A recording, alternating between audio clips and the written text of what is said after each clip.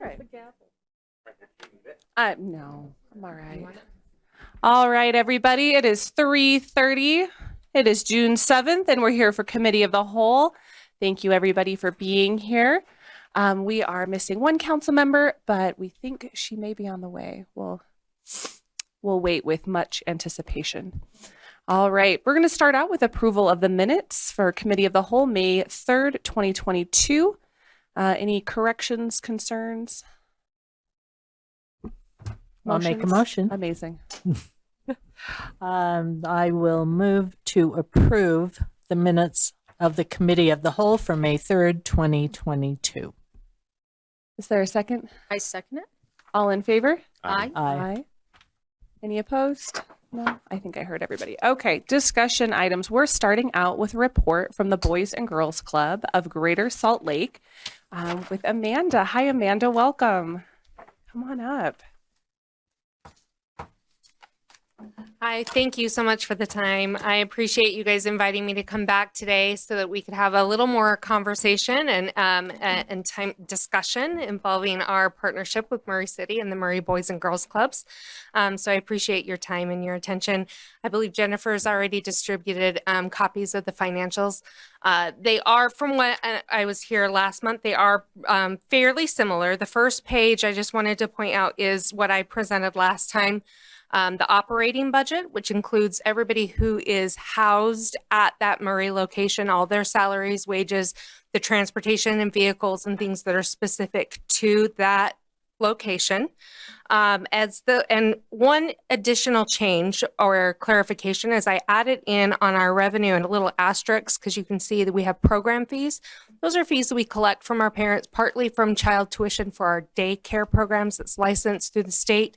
Because we are a licensed accredited daycare, we also qualify for families who receive subsidies from the state so that they can use their assistance at our location.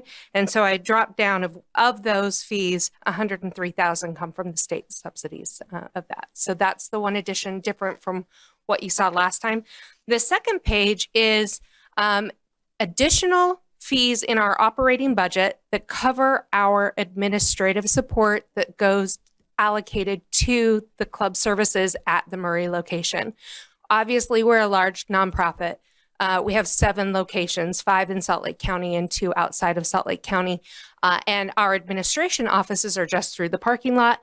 And we house several positions in that department, in that location, that provide services to our clubs across the board, and we allocate based off of need and time that they serve in those clubs for each site. So this breaks out the administrative costs that are essentially overhead costs, but that what we allocate to the Murray location, where they're receiving direct support and services from our administrative team. That includes our STEM director, who does specialized curriculum in STEM, hands-on engagement. That includes our club services, our operations, who's over safety, and our fleet and building maintenance and all of those things.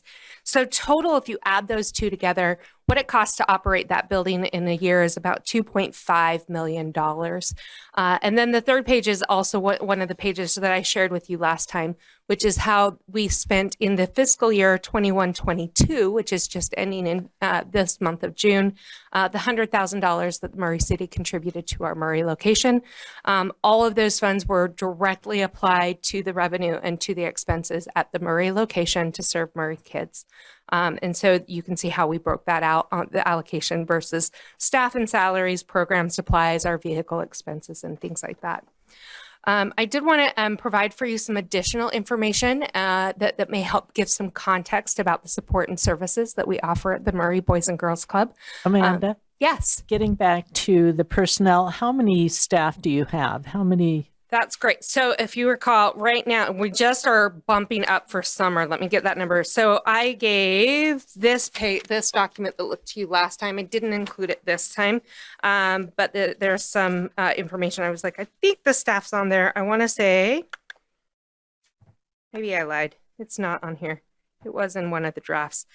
We have about 30 positions at Murray, and I'm sorry, I should have had that number right off the top of my head.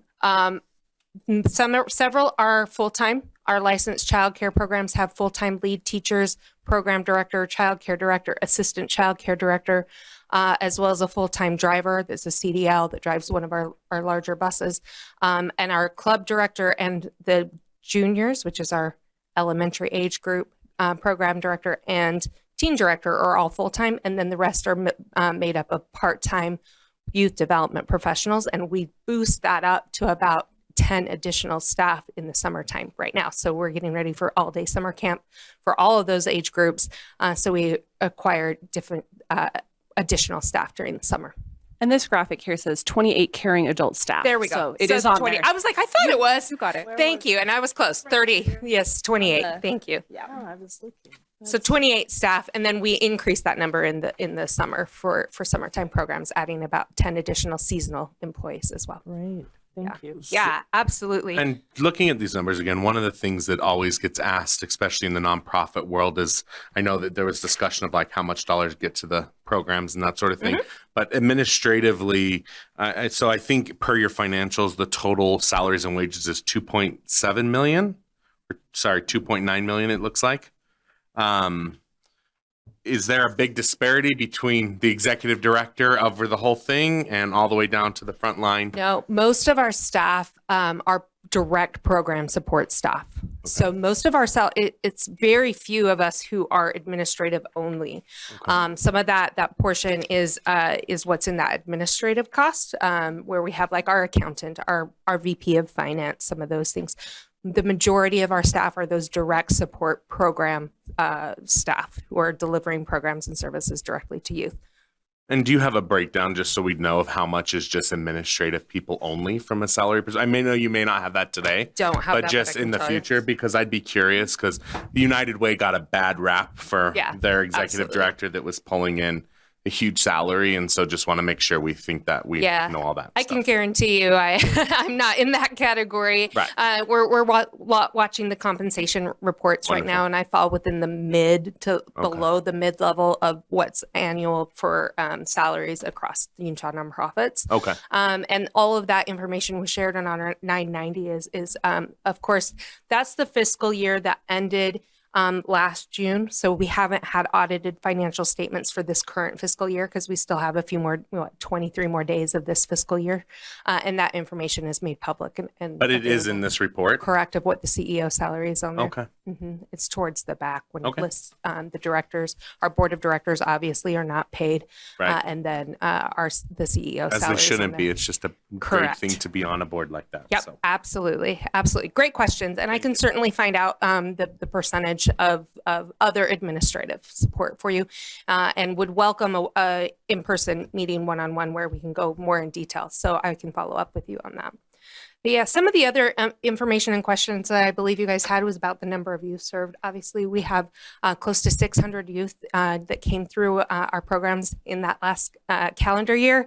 And again, we're increasing that number for summer. We're looking at expanding our enrollment to pre-COVID level numbers. That number is a little low from us traditionally, but COVID did hit us hard as most of the time we were operating at reduced capacity and smaller numbers of groups trying to maintain social distancing and really maintaining a 1-to-20 ratio of our staff.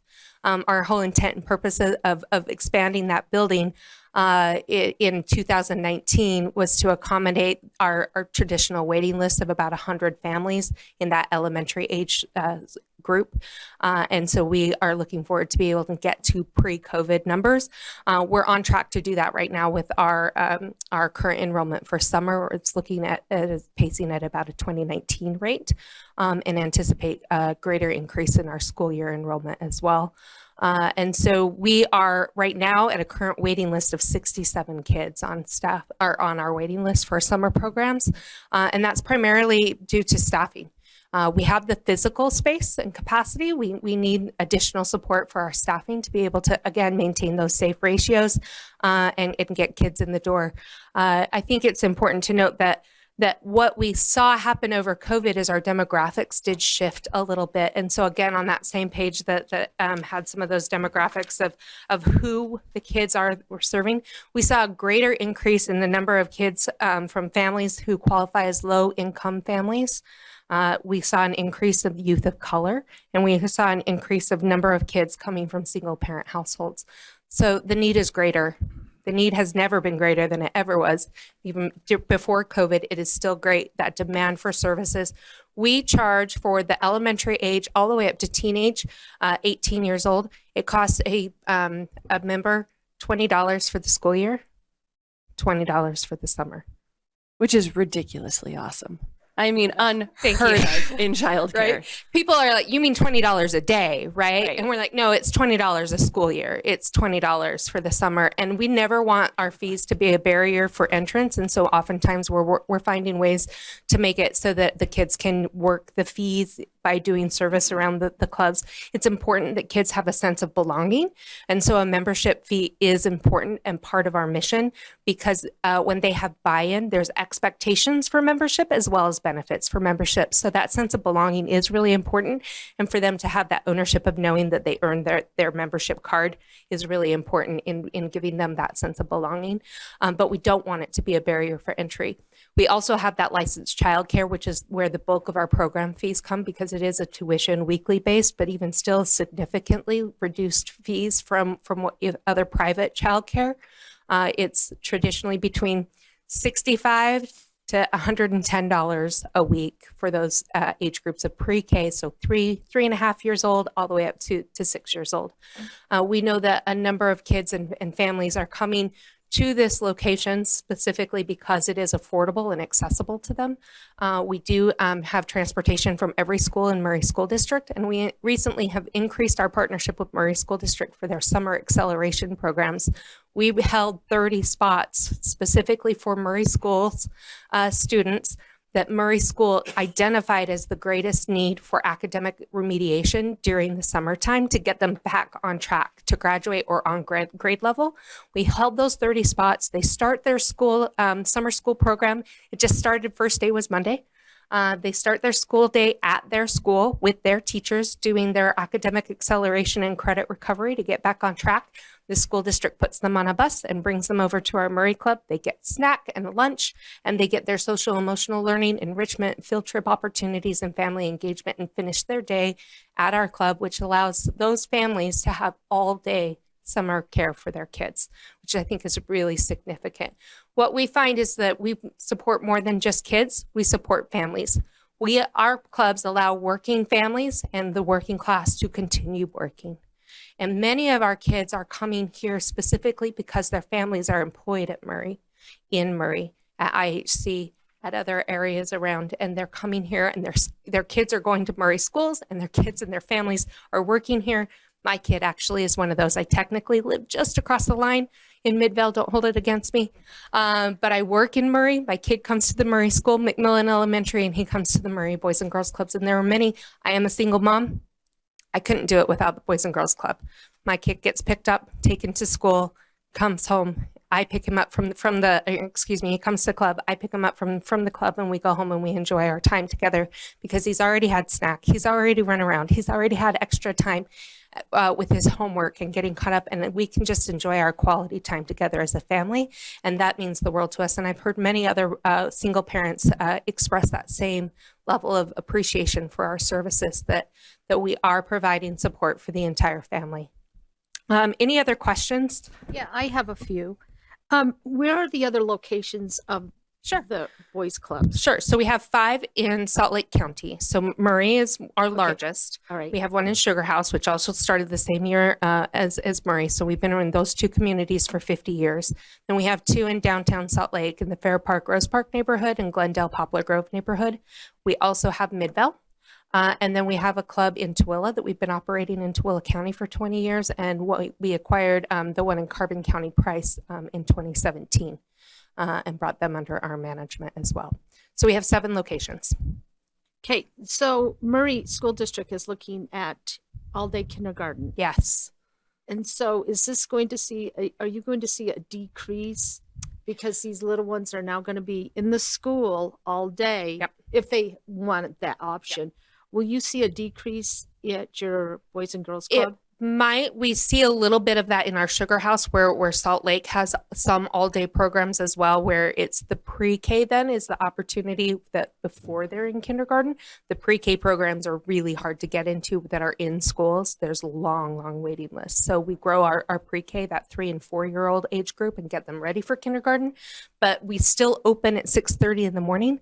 And so parents who have to be to work before school starts, they can drop the kids off. They get their breakfast at the club, and then we take them to kindergarten or first grade or second grade, and then pick them up after. So there's the before and after school program that is available. It might be a slightly reduced tuition, which is a different weekly rate than the half-day kindergarten, which is a little bit higher. So we might see a little dip in program fees.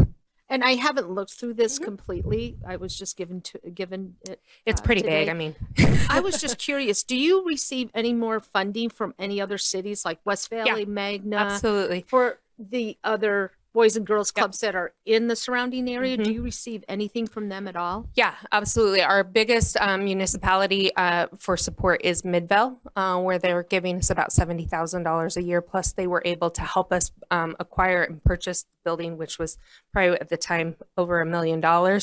And then we lease it back from them. And then once that's paid off, we'll own that. And so that's a huge partnership. So we are a dedicated line item in Midvale. Tooele, we've been traditionally around the $40,000 mark for the funds in there. I know Sandy City has a similar after-school program that is not ours, one of our in our 501c3, but it's very similar program model, and they get over $100,000 from Sandy City for about 90 kids a day. And so there is precedence for that.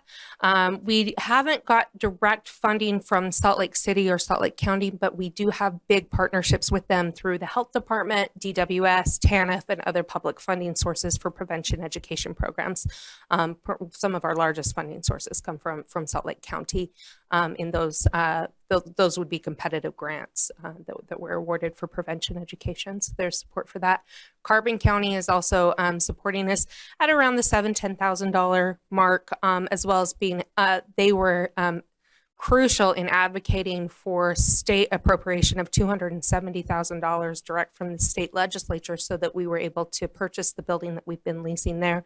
Tooele is doing a similar project where they're trying to get the city, multiple cities together and with the county to help us raise about $600,000 to purchase a building there. Yeah. Thank you. Yeah. Any other questions? Any other questions? I was just curious really quick because I know we're out of time.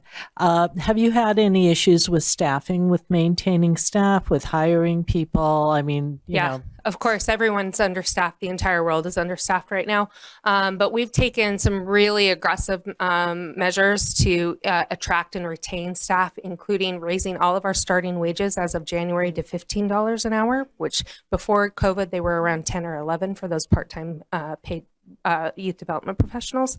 We're also looking at for going forward in this next budget year for 22-23, which will start July 1, just at Murray location alone, with cost of living as well as those hourly increases, an additional investment of $200,000 in salaries and wages for those program staff. Not administrative. I just double checked on that one before. That was direct program staff for $200,000 investment in their salaries and wages to make sure that we're retaining the highest quality program youth staff that we can get, right? Those are the ones who are impacting and delivering our mission and making the relationships with stories like Carissa, who I mentioned yesterday. She credits that directly to her teen club director. Her success is because of the relationships that she built with those people who are in that building. So they're our most valuable resource for sure. So we also are doing organizationally wide for next year about $250,000 in bonuses, retention bonuses, and performance-based bonuses on top of those salary increases as well. Great. Sounds like our money is being spent very wisely, and Absolutely. I appreciate that. Absolutely. We so appreciate your support. Thank you. I just wanted to jump in at the end because I'm a super fan. My youngest went to the South Salt Lake location. My office at the time was over there, and Miss Monica was the best. And so we had an incredible experience, and we truly hesitated when we moved back to Murray because of the lack of after-school programming in our district. When I ran for office, people said, why don't you run for school board? Children are your specialty. And I said, children are residents. So that's why I think it's so important that we are supporting a place for children to be that's safe, to hopefully make the chief's job easier, because we know when children are in safe after school environments, that is great for public safety. So thank you for all of this amazing information and the work that you do. Thank you. Thank We you. appreciate that. Monica's still with us over at that location. I too, had her so at a she's new awesome. director training the other day. So Oh, it was good. really, Good. love Miss Excellent. Monica. Thank Thank you.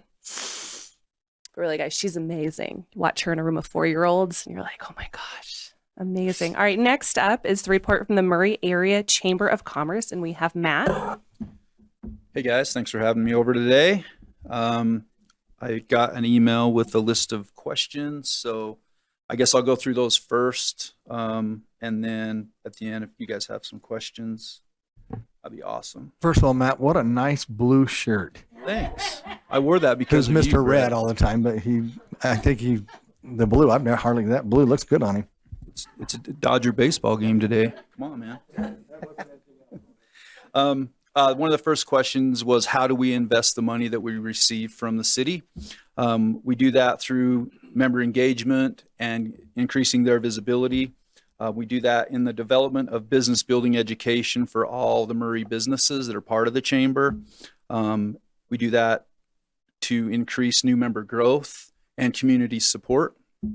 What percentage of the funding comes from the city? It's about 20% currently. That will adjust as we increase our membership.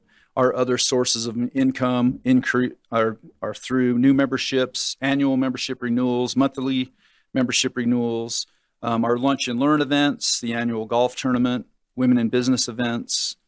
We have partner affiliate programs and the referral community. Let's see. The next question was, what community do we serve? And can I tell you what percentage of that community are Murray residents? We serve Murray and the surrounding area. About 80% of our members are Murray-based businesses.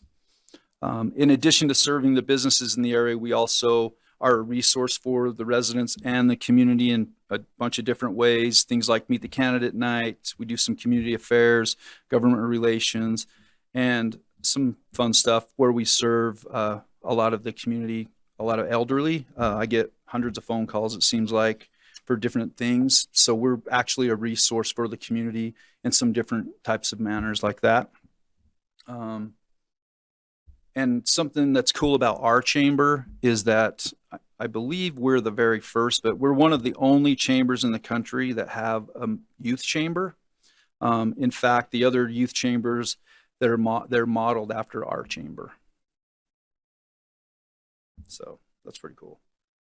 Currently, our team is very innovative. The business education and development we provide is second to none. We're starting to hear conversations from other parts of the valley, different chambers, things like that. We are in the process of rolling out a brand new business development and education portal that will be provided to any Murray business. That portal will include training that is designed to help enhance their customer service, help them grow and retain their staff, and increase their profits. We know that this is second to none. And the reason we know that is because we are being approached by other types of chambers and business coalitions. Some of them are like the Park City Chamber of Commerce and Visitor Center, Visit Salt Lake. We're also part of the Wasatch Business Series, which includes South Salt Lake Chamber, Cottonwood Heights, Mill Creek, the LGBTQ Chamber, Black Chamber of Commerce, Sugar House Chamber of Commerce, and the Utah Business Coalition. So collectively, we work together to enhance businesses in the community. Any questions? Awesome. Gary asked me a question earlier of why would we do an event in Sandy? Couple things. That's one of our members, and they provided us a room to do that. We also do the referral community in Park City every week. And the reason for that is now currently Park City is actually promoting this event to all of their members.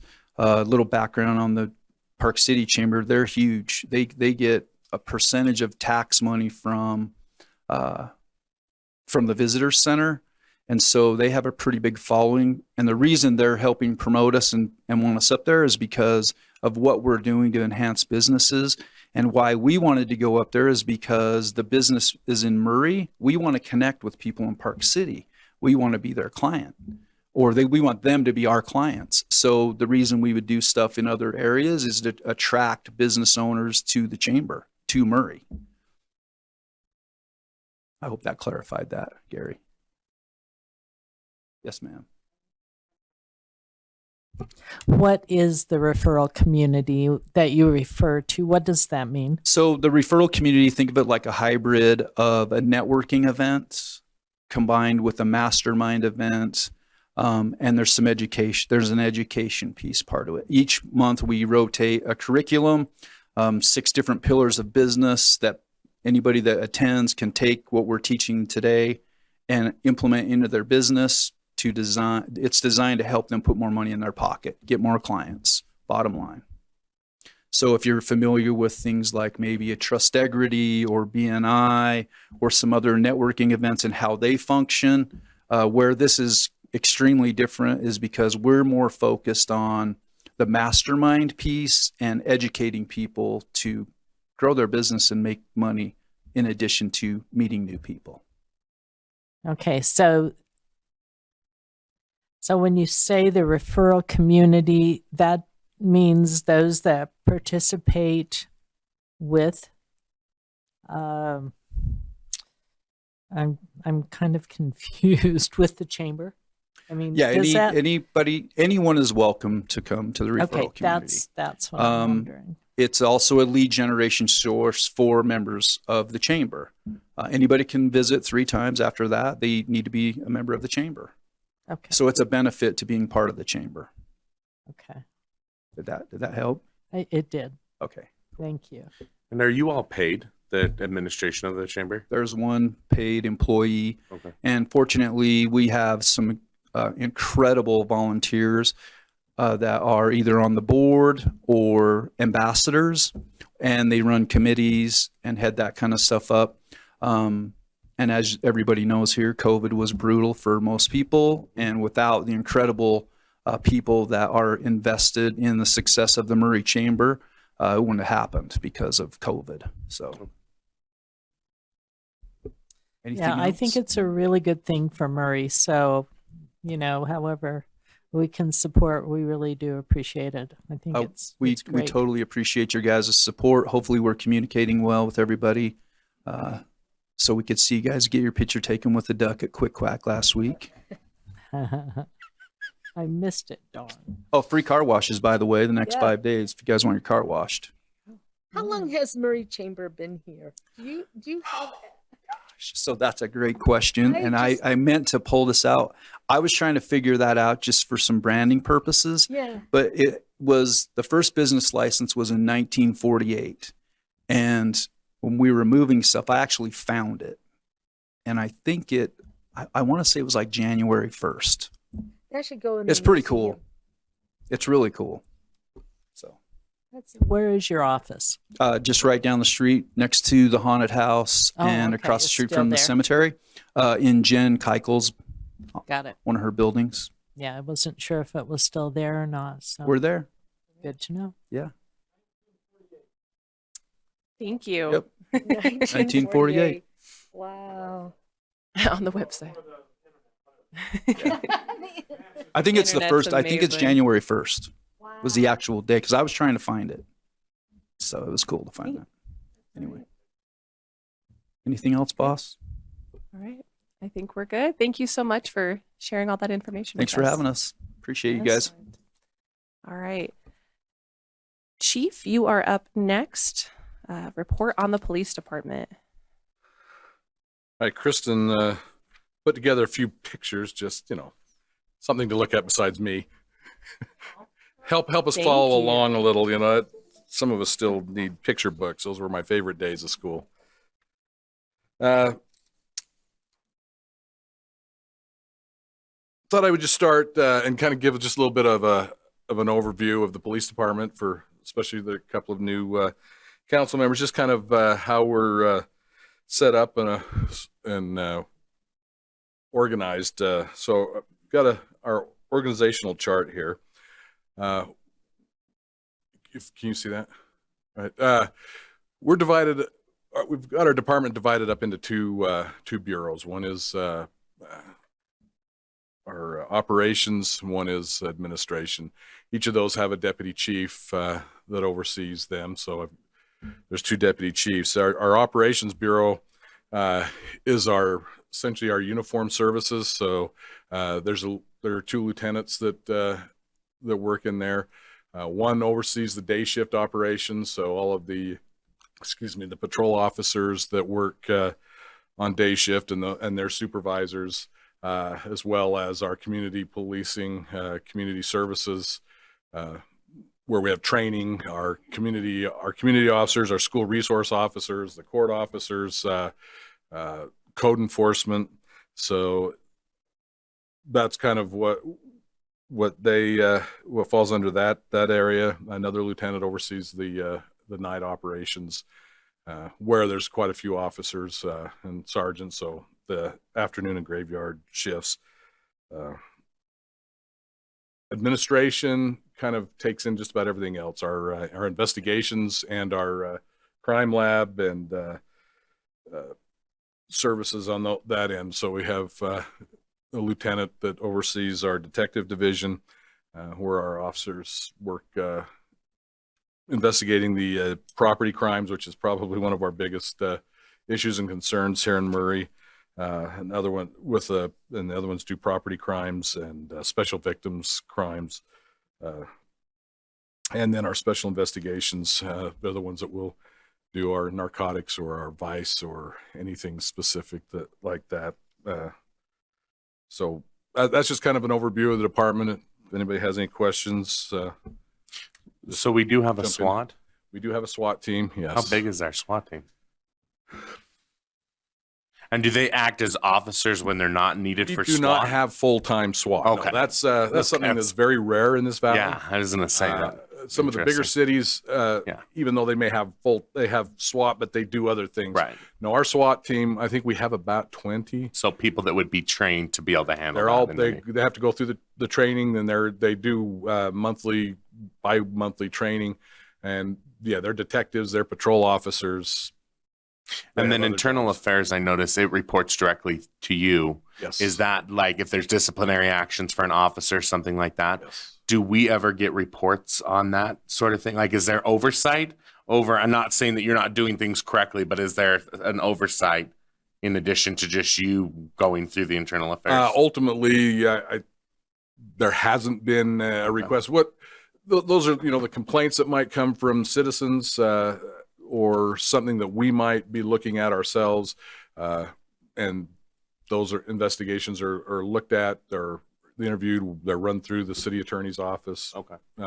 Before any discipline is ever Right. ever taken. So it's all done in conjunction with Gio's office then? Yes. Yeah, because that'd just be my question, because that's going to be the area that we're going to get the most press in this whole thing about, is that one area. And so just want to make sure that there isn't something necessary that we should be doing, as we are the closest to the citizens from that perspective and responsible to them. So No, and anytime there's an issue that results in discipline, whether it's formal in writing or somebody's getting some type of a formal discipline up to including termination, the city attorney's office is involved, HR is involved, and when was the Somebody last do time that. you terminated an officer through disciplinary? I mean, does it happen annually? No, it's very Okay. rare. Okay. In fact, I mean, to say it's rare, it could happen occasionally. Right. And oftentimes they, working with their counsel, they'll resign, but it's essentially the same type of thing, but it doesn't happen often. Because they're represented by there's a union, Yes. right? Okay. So Okay. they're usually have if it's to that point, they show up with their attorney and we work through it. And, Okay. but say annual, no, Okay. it's kind of rare. Craig, Yes. our officers are not part of a union, though, right? Yes. Oh, they Some are. of them are. They have that option. I mean, it's not a union like Salt Lake City where it's Right. collective bargaining, but Okay. they have the opportunity there be members of it's called the Fraternal Order of Police, the FOP, and they get certain benefits from that. They pay, They have to pay to join, and with that, they get representation by attorneys or through their attorneys, and there's other things that they get through that. It's not anything we sponsor, but that's their option if they choose to join that. They don't have to be a part of that then? No. Okay. And I wouldn't even know how many are, because that's just not It's up to anything them. that doesn't involve us, and it's not a question that I'm asking as to whether they're a member of the union or they're not. And I think many of them are, just because they get some protection and some benefits. There's certain things that happen, if they're involved in a critical incident, they need to have an attorney that support. is giving them some kind of direction and counsel as they're being investigated. So, yeah. Great. But no, not any Thank type of you. I union where they didn't come know in that. and pardon me? I said, thank you. I wasn't aware of that. That's good to know. That's something that has been, over the years, there's always been a few, but it's kind of grown here in the Salt Lake Valley considerably. And so there's probably more officers on the department that are members than are not. Great. Thanks. And with that, talking about whether we've had to terminate, we haven't really. Going to have the next slide about our staffing. This is just going back 2 years. So kind of the COVID and the social unrest has caused a real structural change and a lot of changes in law enforcement, not just in Murray, but around the country. But as you can see, we've had just in the last 2 years, 10 retirements. That's probably more than we anticipated. And some of them you knew were going to go. Others felt it's a good time to move on and find something else to do. We've had 11 resignations, and of those, 3 of them went to Taylorsville when they started up their police department. Others just got out of law enforcement altogether. And maybe 1 or 2 of those were some that were encouraged to find other employment. But that probably would have been a couple of years ago. Currently, well, in that time, we've hired 16 new police officers. We currently have 3 in the academy. In fact, that's the picture of the 3 out at Post right now. One of them, the one on the right, Al, graduates next week, and so we'll have him out on the road. The other 2, it'll be towards the end of the summer, and we have 2 more that will start the academy in July. So, we've been hiring and putting them in the academy. That takes about 3.5 months for them to go through the academy. Then we get them, we put them in our field training program, which is about another 3.5 months. So from the time we hire them till the time they're actually a body on the road that we can say they're kind of doing us a little bit of good, because then it's going to take another year for them really to get in there. We're a good 6-8 months, 9-10 What's the months. cost on that? Putting an officer through? Well, it just costs us the pay for the officers. Okay. We don't pay the state. That's Right. taxes. Okay. So it costs us salary for a new officer. So we're paying their salary to basically. They're paying go their get salary. that. We've hired them. They are our employees, and we hadn't done that for quite a while. We'd been hiring people who'd put themselves through the Salt Lake Community College or somewhere else, and we would still do that if we get good candidates.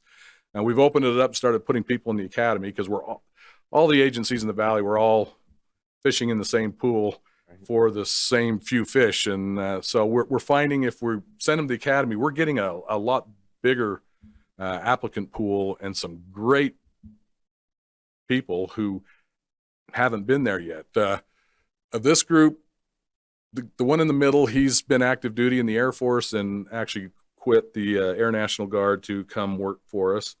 The other 2 were both in corrections, one in Washington or Oregon, Portland, the other one here in Utah. The 2 that will start in July, one of them is currently active duty in the Air Force, and so he gets out of the Air Force in August, but with his time, he's able to come back and return to Utah in July. So he has his transition. So we've been getting some military people and a few others, and it's really worked out really well. We have a lot better choice. We get some really good employees. I think in the last 2 years we've hired some of the best that we could find. well, obviously, but they've been good officers. So it hasn't been a, you know, it takes a little time, and you worry about it when you send them to the academy. But I think we've seen some really positives out of that. When we've had, like, of the ones we've hired, 3 of them have come from other agencies. One from Arizona Department of Public Safety, another one that just started less than a month ago, had worked for 7 years with Anchorage PD in Alaska, and another one from northern Utah. So we do occasionally get some people who are have some experience, but we're hiring a lot of new officers. So, Do you have demographic breakdowns on your force? So gender, race, ethnicity, those sorts of things that show, I mean, you know, I don't have it here, but right. What we're of these 16 new hires, probably a little over a quarter of them are not white males. Okay. So, I mean, And for females Utah, that's and, probably a decent. I think you see out of yeah. out of No, this that's group, well, that exactly what I was thinking. you know, 2 of these 3 are not, and Right. No, we've it's great. hired. I know of 3 or 4 others that we've hired in the last year and a half that are as well or not, and one that will be starting in July also is not. Yeah. I mean, so I just always speak to that because, as you see, our council is majority female, and so that's obviously the tide is shifting a bit. And I know that with some of the new areas that are being developed in Murray, the demographics are changing, and the discussion is always around being policed by people that represent you. And so, and you're just right, want to make and, sure that we think about that. you know, I don't think that we go into this looking Sure. for specific people, but You we'll don't take- have a quota of sorts that no, you're trying but to hit. if we're finding great people, Yeah. and they're coming from all different ethnicities and everything else. So that's been a very positive for us. And, Great. So I think we've seen a big change in that in the last couple of years. And I guess one last thing on that: do you have any diverse people of diverse backgrounds in your upper level? So your lieutenants, your Currently, deputy chiefs. no. My assistant chief up and left me and went to SimGill. So Okay. I had lunch with him yesterday, and There I you go. reminded him again that I am still holding it against him. Okay. I'm just going to jump in a second to get on the record that we have all our council members, so we have that in there. Welcome, Rosalba. Hi. Perfect. Thank you, Chief. Just go to the next slide. Talks about our calls for service, and then we've talked about how over the last few years we've seen at one point a 20% jump in calls for service. Looking at this, you can see between 2020 and 2021, almost a 10%. So things are changing. You know, a lot of it is a lot more building and and a lot more people coming in and just a lot of calls. So. Significant cases. We've in the last 2 years we've had 5 homicides, which is a lot for us. Granted, 2 of those happened in 2 days about a year and a half ago. It was you know that word I'm trying to say. That's not something that we're used to. So Murray, for the most part, is we don't normally have those type of cases to that degree. We did change our record system just a little over a year ago. It was something that was mandated, and the entire valley, Salt Lake Valley, has now, we've all transitioned from whatever record system they were on to everybody's on the same one. Salt Lake City, Salt Lake County, and West Valley was the last one. So we're now all on Versaterm. We can access each other's information. There's a lot of give and take with that. With that, you know, our reports that we used to get to you have changed dramatically because we have different way of getting the information. It's not collected the same. So we're working through that, trying to make sure we get you the best reports that we can and that help you out. And I think you've seen we've kind of modified that as we go along, and as we find different ways of doing that, we're trying to be more specific for each of your council districts and hopefully information that is useful for you. Yeah, I really appreciate that because initially it just wasn't helpful, but it's evolving. Right. And so I really do appreciate that. It's helpful for us. Yeah, Kristen and her staff have been working very hard on that, and our crime analyst, Sid. So we knew when we changed, we couldn't use the same software. It wouldn't pull out the same kind of information, our charts and our reports. We've had to change everything we're doing. So it's as we get more and more familiar with what we've got, we're able to adjust with those changes as well. So, but now everybody in the valley is on the same reporting system, and It's crazy that it's just now happening.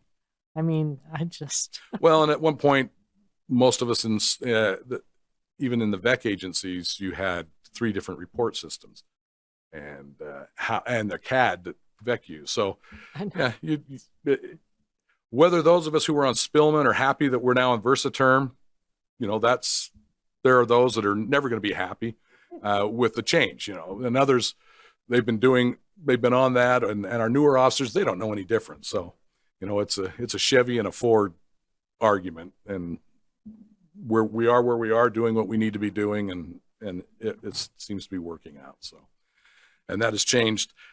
Hopefully it doesn't, change some of our statistics as we go along each year, because it collects and we have to report things a little differently.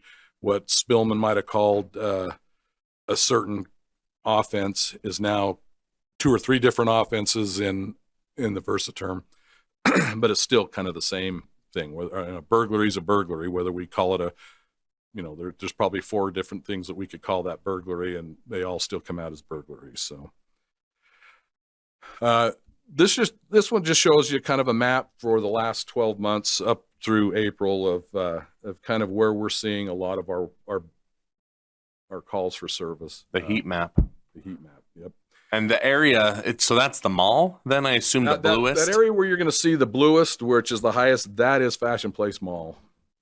So there's a lot of property stuff, I'm sure, yes, that's getting the main. The vast majority of what we see is property. And at Fashion Place Mall, you've got vehicle issues, cars getting broken into, frauds, credit card issues, shoplifting.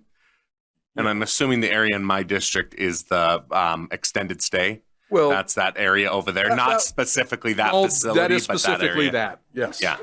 Yeah. I'm trying to pinpoint geographically where we're talking. That one in the bottom right-hand corner, the southeast corner, that is a specific area. Okay.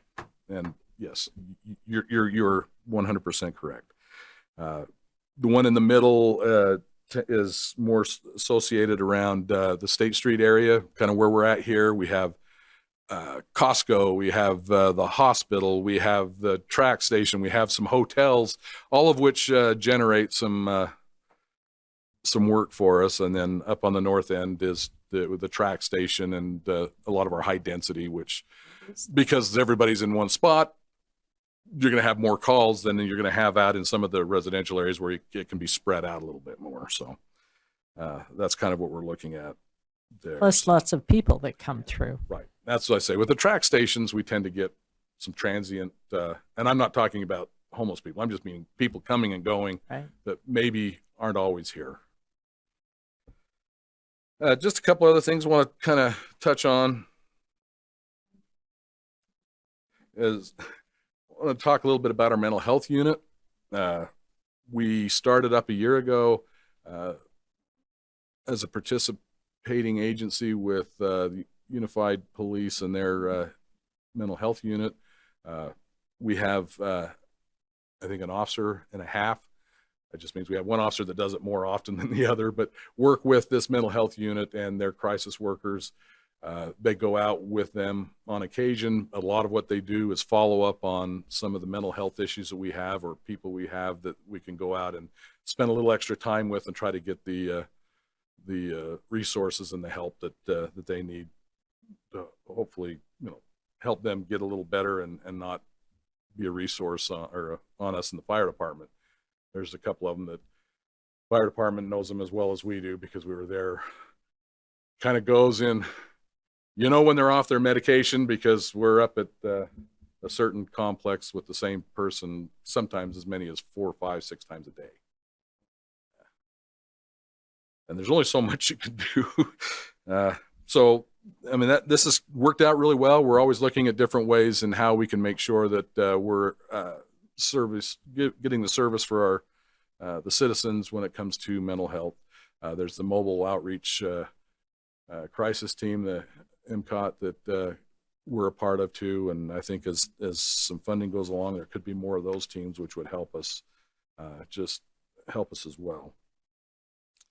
We have a peer support and officer wellness program. The peer support is something that's been around for a little while, and that's run by officers and employees, not by us as the command. They go to training, they have the list, the officers know who these people are, and these are peers that they know they can go and talk to when they're struggling with whatever it is, whether it's personal or something at work or anything else. So something we encourage and work at trying to get them the training they need. And we have some options besides the employee assist program for our officers. With this, in this last legislature, there was some legislation and some funding that will eventually be coming down that we are in the process now of trying to do the groundwork to where we can have a officer wellness program with somebody that we have a contract with, where our officers can go and talk with this person or whoever it is. Some of it as part of that program will be mandated. Everybody will have to go. It's amazing, when you tell them they have to go, they're going to complain, but most of them are going to really like being there. But, if you say, hey, here's a resource if you need it, a lot of us aren't going to go, and we all understand that. So those are the things we're kind of working on right now, and hope in the next few months to have some things up and going that are really beneficial for the employees. And it's not just our, the state law even involves retirees, but we're talking about our civilian employees as well as our sworn employees. So it's something that is it's way past due as far as having something come out saying we will do this a little better than what we have in the past. The last thing I had at least on here is just our training center. I don't know if if you haven't had the opportunity to get over to the training center, we can make an appointment or set up a time and get everybody over there and get you through that. What we have is just awesome. It's something that's 25 years old that the council saw fit to give us money years ago. We're pretty much the only ones that have something like this. Salt Lake City can't even say that they have a training center as good as ours. So, I mean, it's an indoor range for firearms. It's a classroom with, we have the laser shoot, don't shoot type scenario room, and a gym there for the officers. Where's The this mayor wants me to located? go through that, so he wants to see how I do. Where is it located? Yeah. It's between the tracks. It's 136 West Vine Street. Okay. So if you're It's where all the police cars turn into. yeah. Well, no, because on the south side of the tracks is the UTA Police Department, but on the north side between the light rail and the heavy rail tracks, there's a building on the front, but there's a driveway, and back in the back Okay. is our training center. I always wondered what that was back there. That's ours, and then on the other side of that is the power department across the creek. So, Chief, do you ever go to Fair Park, to the what? to the fair grounds? The Fair Park. Do you guys ever train there? Not unless it's some specialized training. Mm. We do send, it just depends on what training is going on there, but most of what we do is here in our own. Yeah, that's awesome. So- We used to do that when I worked for the state, and that was crazy. I mean, having the whole fairgrounds, it was kind of crazy training. But that's why I was wondering. Well, if you, I think depends on the training, and there's specialized training that the officers do go to.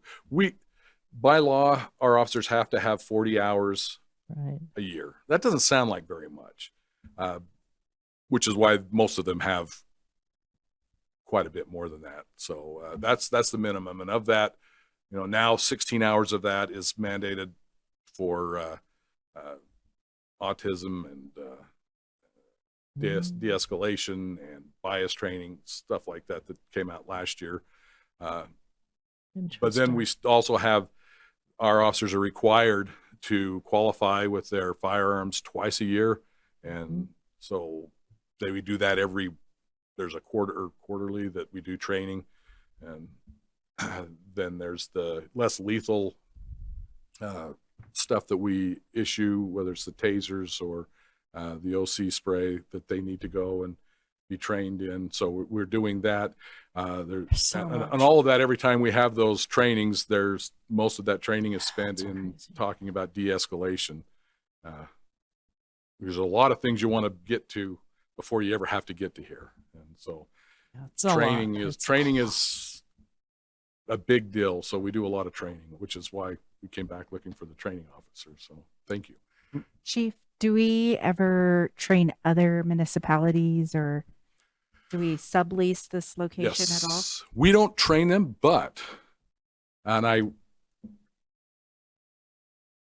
it's even in here. We have 19 different law enforcement agencies from around the valley that use our training center.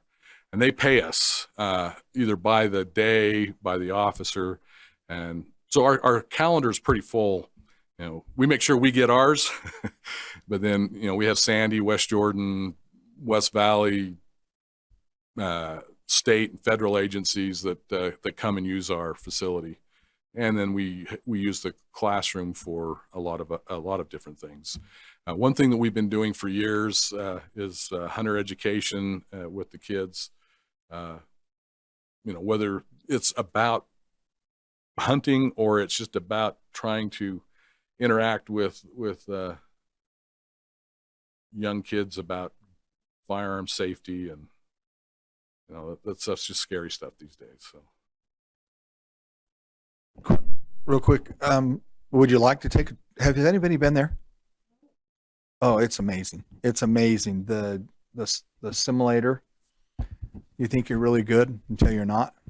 And I thought it was going to be really good and wasn't, but it's really impressive. So it'd be great to set something up to go. Yep. You shoot firearm, and I think we'd love to have you there and have you come over and see it and go through it and give you a chance to kind of see that side of it as of our training, but at least the facility that you're helping us take care of. Like I say, it's 25 years old, so I'm always worried about it's getting a little old, and doesn't seem like that long ago that we built that, but it's doing well and still holding up pretty good. So.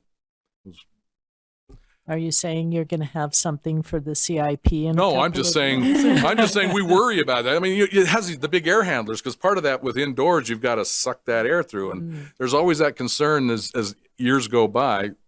That's what I talked with Jeff about. He pays attention to our facility and helps us. This year, speaking of this year, we redid the floor. So we had to have somebody come in, and it's a concrete floor in the range. Had to have that ground down. Then they put a new finish on it and painted it, and then we've painted the inside of the building, and we've replaced the carpet a lot, because you got a bunch of teenagers that are in their 40s that forget to spill their sodas or their coffee or whatever. It's always on the floor, and and somebody else will clean it up. It's just like being at home. So it works out pretty good. So. All right. That's kind of the report I kind of put together for you. So if you have any other questions? Just a thank you. I actually do have a question. Obviously, with everything that happened in Texas and what's currently top of mind again. And I believe we have posted officers at Cottonwood Cottonwood High School and Murray.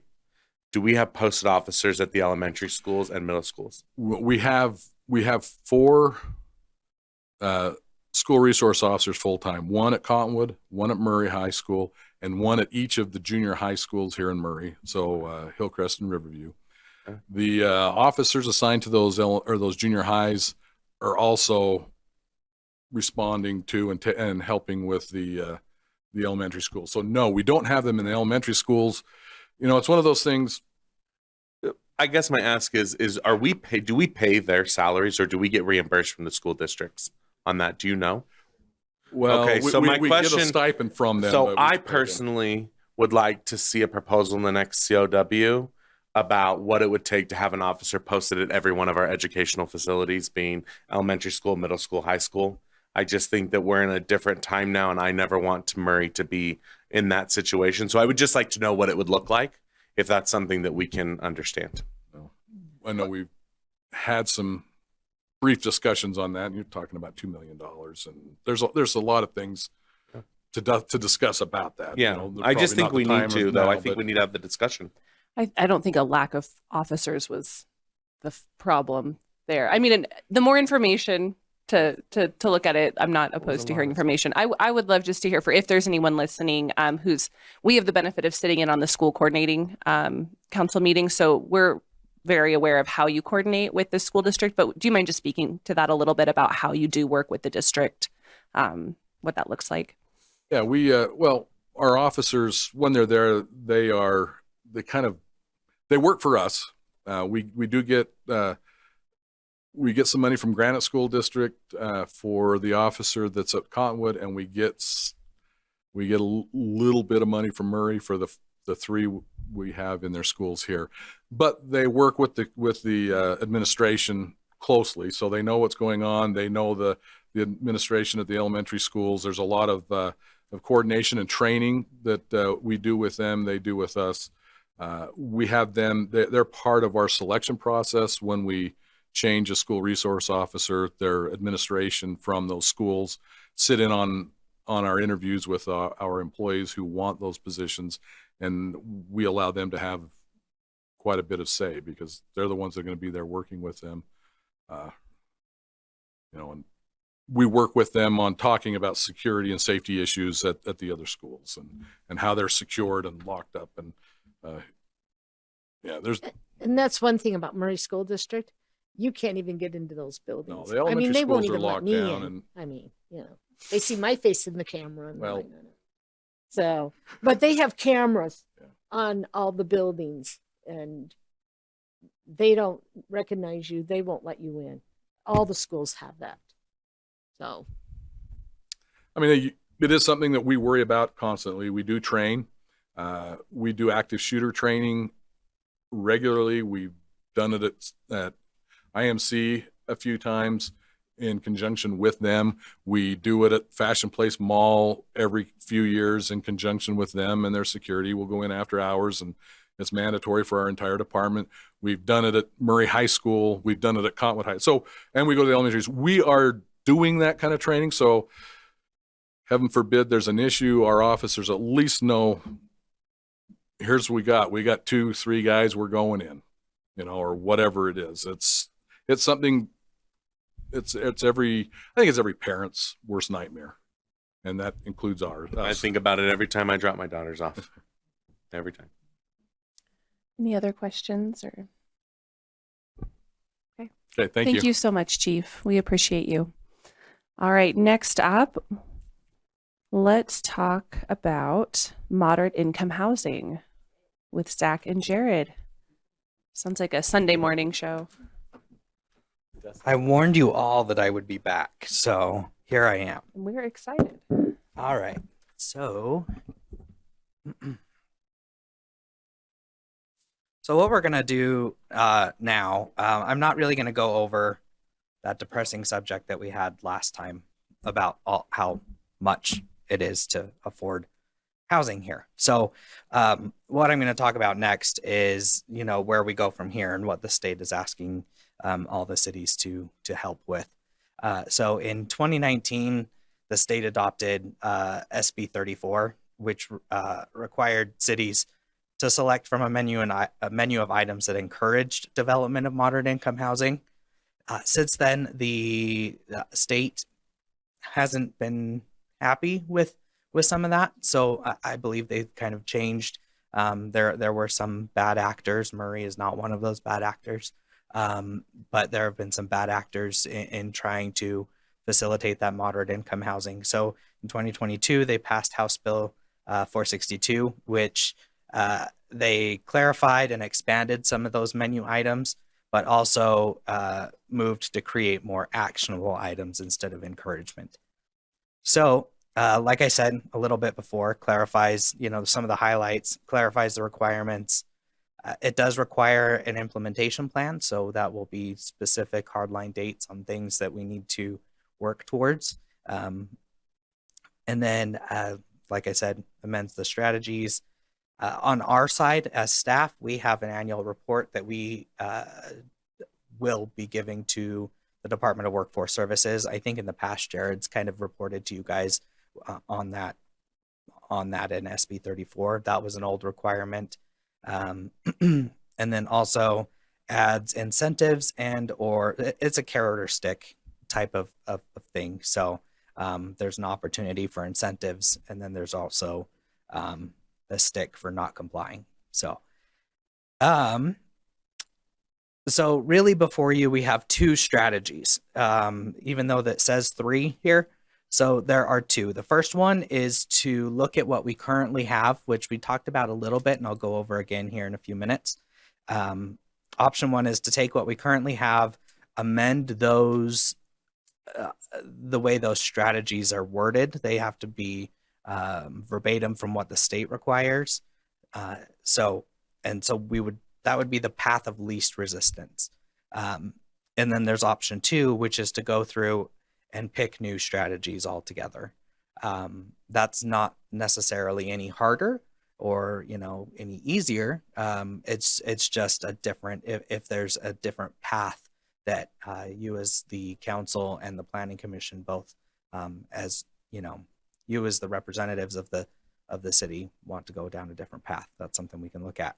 Option 3 is the carrot. It's if you decide you want to do more, if you want to add an additional menu item, which we'll get into in a minute, then you get prioritized when looking at state funds.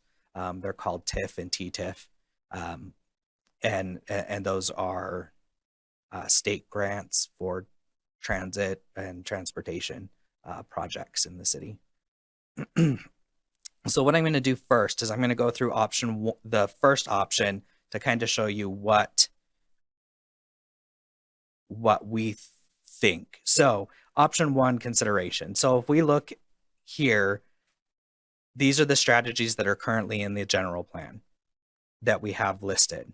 And the ones with the stars next to them correspond with the state strategy closest to that letter. So it would be letter E, which I apologize, I kind of reordered these slides because we're going to kind of go through an activity at the end.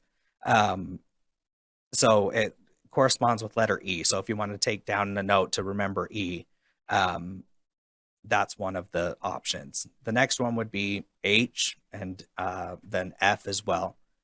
And then we have another objective in our current general plan, and one of the strategies there would fit in with W. So that would give you 4 out of your 5 that you would have to be required for. However, I will caveat that with there are 2 sections that we have to pick from. So if you guys saw in the packet, I highlighted in blue, you have to pick one of those 3. And then the one in yellow is an automatic pick. You don't get a say in that. I did not pick that. The state picked that for you. So, and I guess here we go. These are the ones that have to be picked. So letter V is going to be in the amendment in the text. We'll get into more of that station area plan stuff later. Some of you will remember we have the Fashion Place West small area plan, the Murray Central small area plan, and those are good, and those will have to be kind of adopted to kind of come into conformance with this a little bit more. I have a longer time frame on that than I do with this one. So, and then we have to pick one of those 3, so either G, H, or Q. As we go forward and looking at these proposals, the ones with the little arrow pointing up, this was after the Planning Commission discussion, and these are ones that they felt were good for us to go through and research further. So you can see they, out of those three, they favored G over H or Q. So that's just, as we go through the rest of all 24 of these, just keep an eye on that little thing. That means the Planning Commission gave us advice to go back and research that one as we're doing some. So this is what our current general plan looks like. We have the overall goal with 2 objectives. Those correspond back with these 2 objectives here. And then, so if we just did not the bare minimum, but if we converted some of those to this new language, this is what it would look like. So we would have our overall goal, which would stay the same. And then we would have these 5 different strategies. And then each one of these would have an implementation plan attached to that with kind of outlines of what we would be looking at. If we go with option 2, this is what we have. You have this one that, like I said, the state requires, but then that is up to you with the Planning Commission making a recommendation and with your guys' input as well. That's why we're before you guys to decide if you want to go this route. So I kind of flew through that part because what I really wanted to do, this was really beneficial with the Planning Commission. At the end of their discussion, after we had a big mess of a discussion, at the very end, we just went through every strategy, and the commission kind of just gave us feedback and said, absolutely not, we don't want this on the table. Don't worry about it. Research this one further. So that's kind of what I would like to do with you guys today.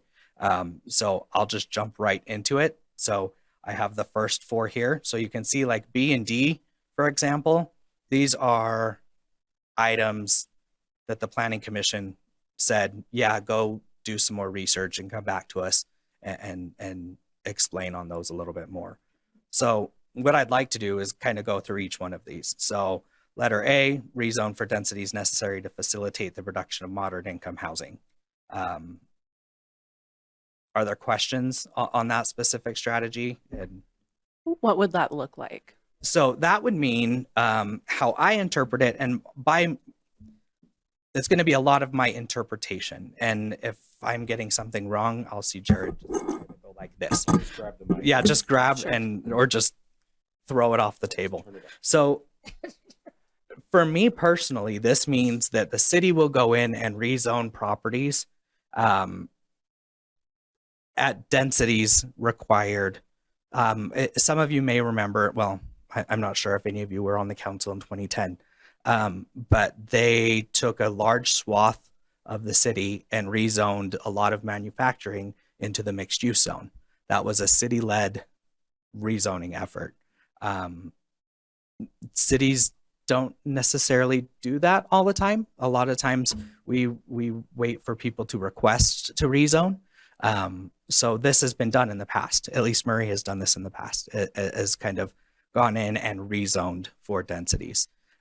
So that's kind of what that would be. Now, when people hear that, sometimes they hear, we're going to bulldoze your home and build, a quadplex. But that means that we would rezone it so that if someone with their property wanted to sell or wanted to redevelop it, they would have the flexibility. Right. Okay. I just want to say that out loud. Good. Okay. Yes, please say those things out loud because sometimes they don't register in my brain. So that's kind of where I'm at for that one. So I'll go through all 4 and then we can kind of have more discussion. So B is demonstrate investment in the rehabilitation or expansion of infrastructure that facilitates the construction of moderate income housing. So this would be, maybe I'll kind of talk about like an implementation strategy for that. Recently, I believe it was the wastewater did a master plan development looking, or not development, master plan update to see where their infrastructure was. If you guys remember the moratorium, a lot of that was based on infrastructure and working with Public Works on seeing if the capacity of our water, sewer, power was good enough to implement that. So what this one I think would mean is that the council or the city writ large is demonstrating some sort of investment in upgrading, upgrading power utilities, upgrading sewer facilities to allow for greater, probably honestly density to allow for moderate income housing. That's what I would get from that one. So we're already doing a level of this, but Mhm. we would need to up our game, more specifically targeted. Correct. So I'll take all of the, let me back up just a smidge. So we already are doing a lot of things. We have a lot of this. And this is not tailored towards Murray City. This is tailored towards other cities that have not been willing to participate. However, unfortunately, the legislature legislates to the bad actors. So we have to, we still have to respond, and we still have to show that we are working towards something new. But if we've already done it, We need to go further. we need to go further. Mm-hmm. Because you're, Please. the going further, meaning that we have to adopt their language. So let's say, for example, this wasn't one of the goals that we had chosen in the past. It's not on our existing. I get And adopt just- their language. Yeah. So we'd have to adopt their language verbatim. And then we have to adopt also an implementation for that strategy. So that's the going further. So to Kat's point, we're doing some of these things. We looked at infrastructure specifically. We took 6 months and looked at infrastructure between Public Works and planning and tried to decide, is this sufficient for densities that would be created by mixed use zoning, and tried to implement that. We did that already. So now, and then they passed their rules. So if that had been one of ours and we want to keep it, we have to adopt an implementation strategy to keep moving that forward. So we want to choose carefully things that we can do and not just choose what we've done necessarily, but it would be, that's why our first option is to say, what have we already done and what are we already doing?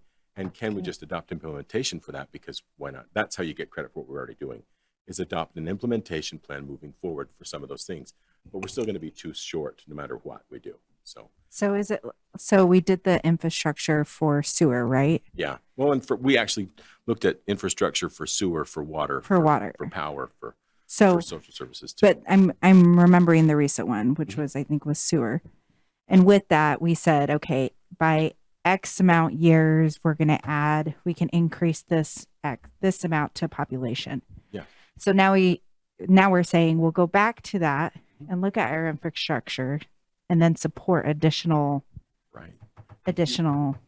right? Yeah, you're right. Population You're right. growth, You're right I'm on the money. assuming. You could take some of the information that we generated during the moratorium and then that master sewer plan update, and you could take some of the dates and targets that they're hitting with those things and the different projects that are coming as a result of those plans and put them in this MIH plan as an implementation strategy and say, well, we're going to be looking at the possibility of increasing densities that would support would support moderate income housing. But remember that what Zach said is true. When this plan, when the state says support of moderate income housing, what they really mean is density.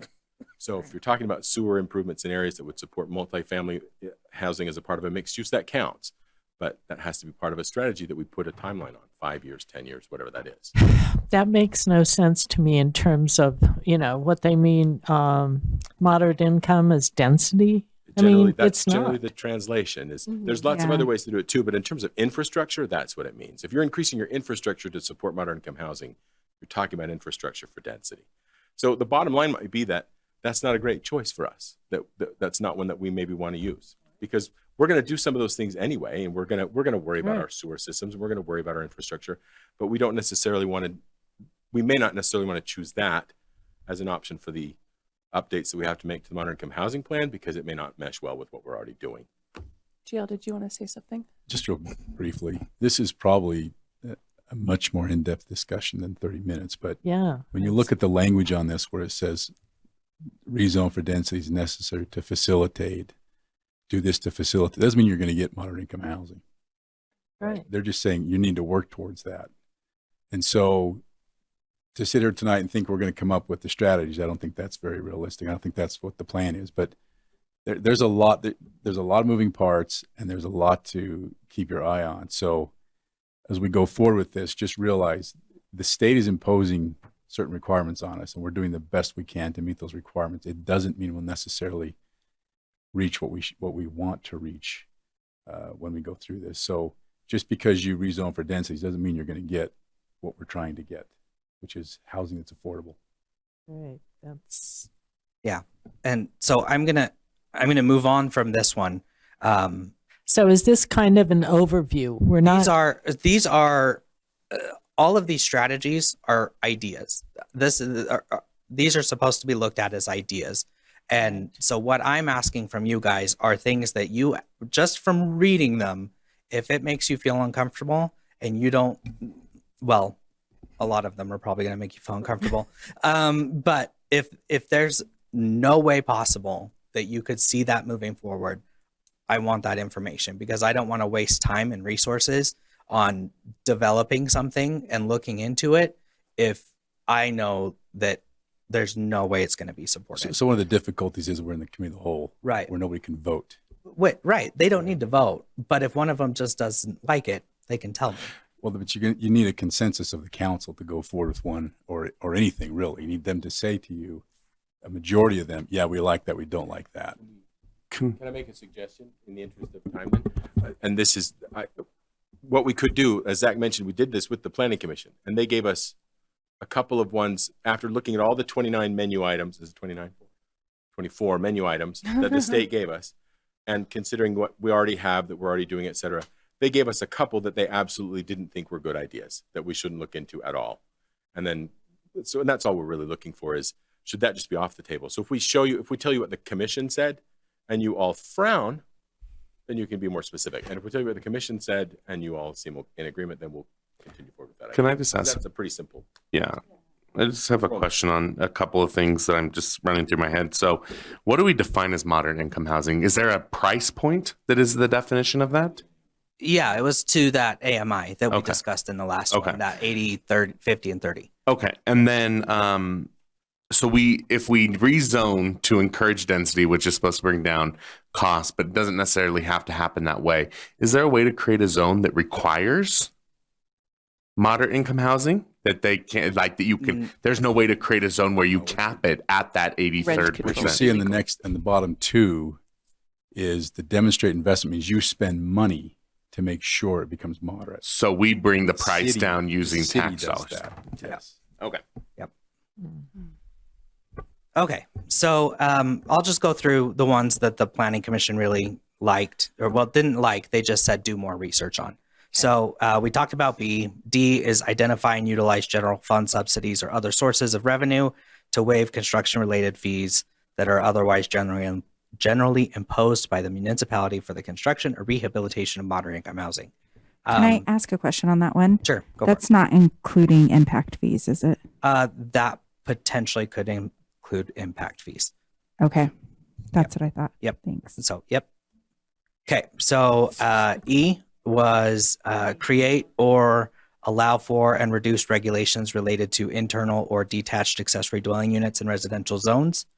F, zone or rezone for higher density or moderate income residential development in commercial or mixed use zones near transit, major transit investment corridors. Those are your heavy rail or light rail and heavy rail areas. So front runner and tracks. Commercial centers or employment centers. G, which is one of those ones, G and H with those little asterisks are one of the ones that you have to pick one of the three. So G is amend land use regulations to allow for higher density or new moderate income residential development in commercial or mixed use zones near major transit investment corridors. They had us look, or they're having us look into that one. What's Eight. near? Typically, so this goes a little off topic, but on the transit station area plans that the state is also requiring us to look into. It's a half a mile radius from the transit station. As the crow flies, Yes. or realistically being able to walk? As the crow flies. Okay. Let's see. So they looked at J, which is implement zoning incentives for moderate income housing units in new developments. This one, I think, is really low hanging fruit for us as the city. We already have something on books, a zoning incentive, but I think we discussed it last time, where I sent you guys the zoning incentive wording of the code, and it was just, so we could easily put that in there and say that, you know, by such and such date, we're working through amending that to make it a little easier. So they chose, they wanted more research on L, M, and N. So here's L, for example: reduce, waive, or eliminate impact fees related to moderate income housing. M, demonstrate creation of or participation in community land trust program. I know that Jared has talked with NeighborWorks, and they're interested in doing things like that. So that could be a possibility. Another one that we could put in, and it could be a low hanging fruit there. N, this was really popular with the Planning Commission. Implement a mortgage assistance program for employees. I know that West Jordan does this, and I spoke with Brenda about it a little bit yesterday. And we're kind of working through how that might work. We want to see how they do it over in West Jordan, to see if that's something that might be feasible. I'm not going to read this whole one, but this pretty much says partner with NeighborWorks is what it means with in regards to Murray City. And that is, so this, how I would see this is that we would need to probably increase our participation with NeighborWorks.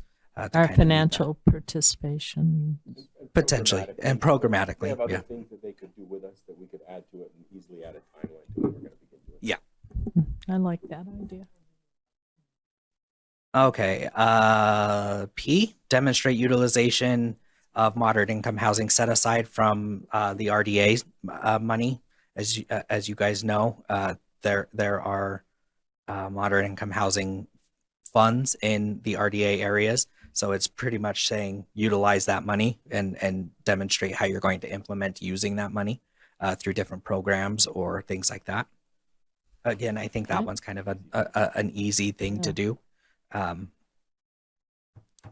So let's see, R. I want to specifically call out this one. They were interested in it, but we don't do it currently. So I struck it through because I didn't know at the time whether we did it or not. And I've since found out we don't do impact fees on ADUs. So it's not even going to be one we really look at. And then obviously V, can't do anything about. W, create or allow for and reduce regulations related to multifamily residential dwellings compatible in scale and form with detached single-family residential dwellings and located in walkable communities with residential or mixed-use zones. So that's the ones, yeah, that they had. I had other funny pictures in here, but it just didn't work. So I have like 2 minutes for questions. When does this when do you need to submit your response to the state? Well, October, this needs to, the change to the moderate income housing plan has to be adopted before October 1st. So we have time, so we can work this out. Sort of. Kind of. I have guess to write walk it. down the Yeah, the I have to timeline. have this for a public hearing at the Planning Commission on August 4th in order to get it to you guys for adoption by September 20th. Okay. That's my aggressive time frame. We have July. So we Yeah. have July. I Yeah. mean, that seems reasonable to kind of go over some of this a little bit more in depth Mhm. versus like really fast. Yeah, Yeah, I'm- this kinda is a get our- lot. It is a This lot. is- And I mentioned this to the Planning Commission as well. And it's entirely up to you guys as a body. If you guys want to have some sort of potential special meeting or something, talk with them. those powers that be, and we can set aside, you know, I know you guys have done that for MCCD stuff. I'm happy to take some hours out of the day and kind of deep dive this a little bit more, especially as I do some more implementation type strategies. That way I can give you more concrete things of what that might look like. So what you're saying is to work with the planning commission with us Well, together, or not can we not not necess- meet together? Not necessarily. I wouldn't. We thought about that at one point, but I don't know if that's advisable. But because you guys are separate bodies, but definitely we could set some time with you guys and discuss this if you guys want to have some sort of special meeting to talk about it. Can you go back to the slide that shows the options, option 1, option 2? Yeah, right. Two back. Two more. Further. Yeah, no, keep going. Sorry. Yeah, when you had It's at the the very beginning, The right? squares. There we go. Okay, so to put this in perspective, most of the things, and I just want to, this is my plug. The state often does this, and they give us a certain amount of time. Zach mentioned SB 34, but we were doing this for 15 years before SB 34 as well. Many things. We've had a moderate income housing element in our general plan since 2003. This is not news to us, and as to GL's point, we are not going to solve the moderate income housing crisis in this state with what you do in response to HB 440, whatever it is. That's the reality. But can we do things that would be good for moderate income housing? Absolutely. And it boils down to this. We have certain things we're already doing. They match up with lots of the things the state has issued as possible menu items. If we match those up and find ways to implement strategies, or find implementation strategies that Zach and the team can put together that make sense for you guys as a council and for the planning commission, we basically need to add 2. One of them we don't have a choice on. It is that we redo our station area plans to be bigger and have implementation strategies in them too. So that's a whole other thing. And like Zach mentioned, we have more time to do that. We only have till October to comply with this stuff. So we add implementation to them. We add their verbiage and make sure that works for us, because some of it is a little more aggressive than our statements about what we've done. And we add that other one that has to be chosen from the 5 items. So it can be done. And it's not I want to make sure that you understand that because the timeline they've given us is short. It's not that this is the last bite at this apple, this problem we're ever going to have. We would be doing this with you, whether the state told us to do it or not, because affordability of housing is a big issue for everybody, and we should all be doing it. It's criminal that some of the cities haven't done anything, but there it is. And so the state continues to give us benchmarks we have to hit. But we talk about this on a daily basis, affordability of housing, whether it's the state program or not. So we'll keep bringing it to you, and we'll keep refining this process as we go. But to meet this particular criteria, stay focused on what we can do before October. That's what's important. quick question. So this, whenever we do approve, because the council does have to approve it, correct? It'll be an Okay. adopted amendment to the plan. So when we do approve it, this then gets translated into our general plan, Yes. which is up when? Is that next year? Mm, We restart the general plan in Okay. So, but that's the goal, is that we would then update it within our general plan. The state would get the information. We're good with the state, et cetera, right? and we keep on rolling with finding new ways to address the problem outside Right. of the state's mandate. We're not going to stop looking at that. right. Right. And we've been doing that. Right. Okay. Yeah, And because that's important. Yeah. I think that's important to all of us. sure. And I do want to kind of just end on letting, you know, this was my idea to make sure that you guys have every option available to you. So I apologize that that's so daunting to look at 24 individual strategies. But I wanted to make sure that we go to you guys as elected officials. Yes, we are your staff, but I don't think it's right for us to just pick 6 or 5 and say, here's what you're going to do. Because I feel that you guys know what's best for the community. That's why I give you these huge long lists, is so that you guys can look through them and say, this isn't right for the community. This isn't right for the community. But where are you guys comfortable? So yes, it's really daunting, but that's kind of where I'm at. I just didn't want you guys to be force fed something like some other cities are being done. Right. And we appreciate that. Would it be appropriate just with sort of what it looks like all of this process needs to look like?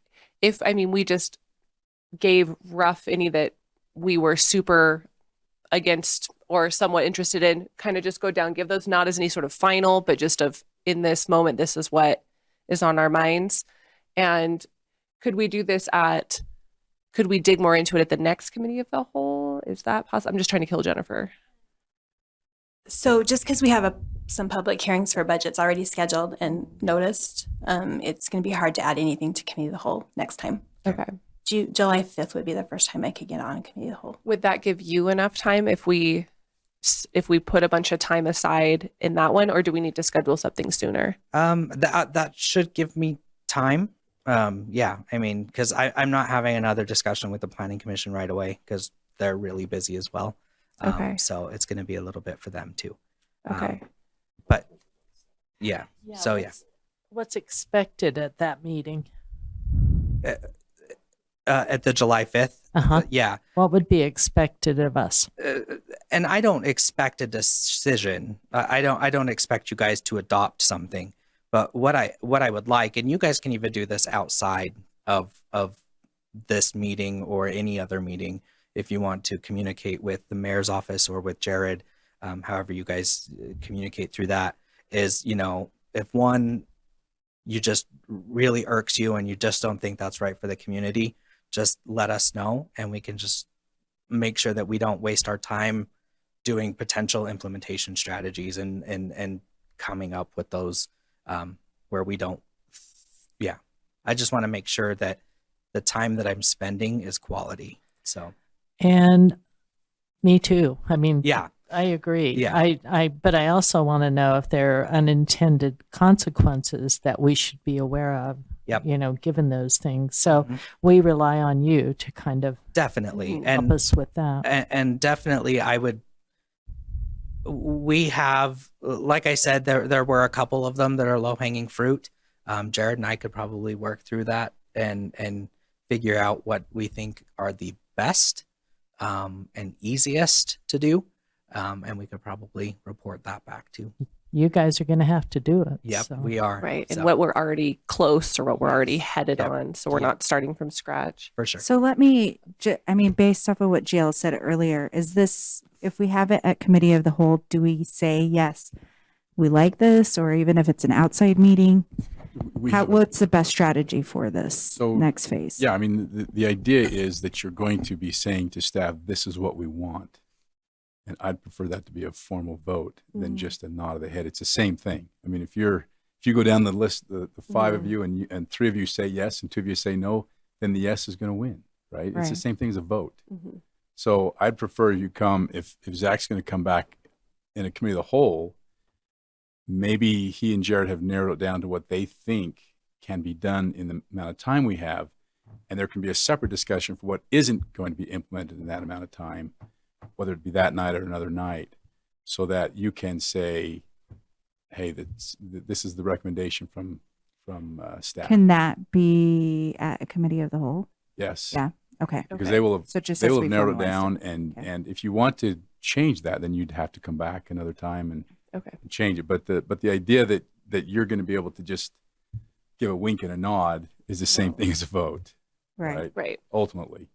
So really just having the conversations with them. And I don't think even it's outside. inappropriate for you to, what Zach suggested, is to communicate with the mayor's office individually or with Jared and Zach individually and say, I've gone over this and I don't like this, I do like that. And they can gather that up And that might be, and bring it back on the 5th and say, hey, this looks like the consensus. We're going to move forward with this, or this is what we've done in the meantime. Stop us if you don't like it, but I think that makes more sense with time to, we had like the that. packet and the information, but now I feel like we have more context of what that decision looks like. Yes. So it was like, this is amazing information, but yeah. kind of unsure about what the next step was. Sure. So is everyone comfortable with that of taking what we've learned today, kind of digging into it more, and then touching base with the mayor's office to get you that information? When do you need it by to be ready for the July 5th? Yesterday. yesterday. But I mean, like end of if the you week, guys, because I don't think that's unreasonable. We've had this. We have time. We can email. yeah, I mean, as soon as possible would be great. That way I can start to deep dive into these. So 5 p.m. Friday. 5 p.m. I want to Friday. set a hard date. Yeah, That's okay. Let's do that. 4:57 Yes. p.m. because those Yes. numbers stick better on Friday. Let's all try and dig in, touch base with that. Does that sound reasonable to everyone? Can we just touch base with you? Or Yeah, That's do we have to- completely yes. I believe you can. Copy the But, mayor's yeah. office. Yeah. Yeah, Mayor, can we just communicate with them rather than having to go through you? Yeah. Will you just make sure that we're copied on it? Just CC. Oh, yeah. That's my partner here has suggested that. So I just have a clarification question just because I want to make sure I understand one piece. So a lot of these talked about investment from the city, and I realize the RDA is not, we sit on it as directors or whatever the different terminology is, but it is a quasi city agency. Does that potentially check any of these boxes when we think of the C is the one that came to mind in particular for me, which was, I believe, investing in rehabilitation of uninhabitable housing. We may have some of that in an RDA zone. And so I'm just wondering, does RDA somewhat check some of these that we would think about? I think from my discussions with Brenda, I believe that is the case. Okay. That you guys could use RDA funds. Okay. So that might bring some of the other ones into scope then that may have not been on the property groups or the whatever they were called. Great Planning question. Commission. Yeah. Excellent. Okay. But will you put an event in our shared calendar for Friday so that it's there staring at us? Thank you. Yeah. All right. And I Fabulous. appreciate it. Sorry to bombard you with so much information. No, it's great. Yeah. Awesome. It is absolutely fantastic. Thank you. All right. Next up, we're going to do some reports from Murray representatives who serve on interlocal boards, committees, and commissions. First up, we have Brenda, who serves on UIA. Hi, Brenda. Okay, so UIA board meeting last time, we approved their tentative budget. Next week, we'll approve their final budget. The good news on that budget is that they are projecting a dividend to the city of $502,000, which will offset some of the Utopia bond payments that we are making for them. Someday we may, they may actually make their own bond payments. They're getting closer and closer. The UIA and Utopia have finished building out Murray City. We are completely done except for some HOAs that have not allowed them to go into their HOA areas. And I don't know why. It's an open infrastructure. You can use any, I don't know why they don't do it like Google where they make the line in your street. They, do it all underground, but they're working on those approvals.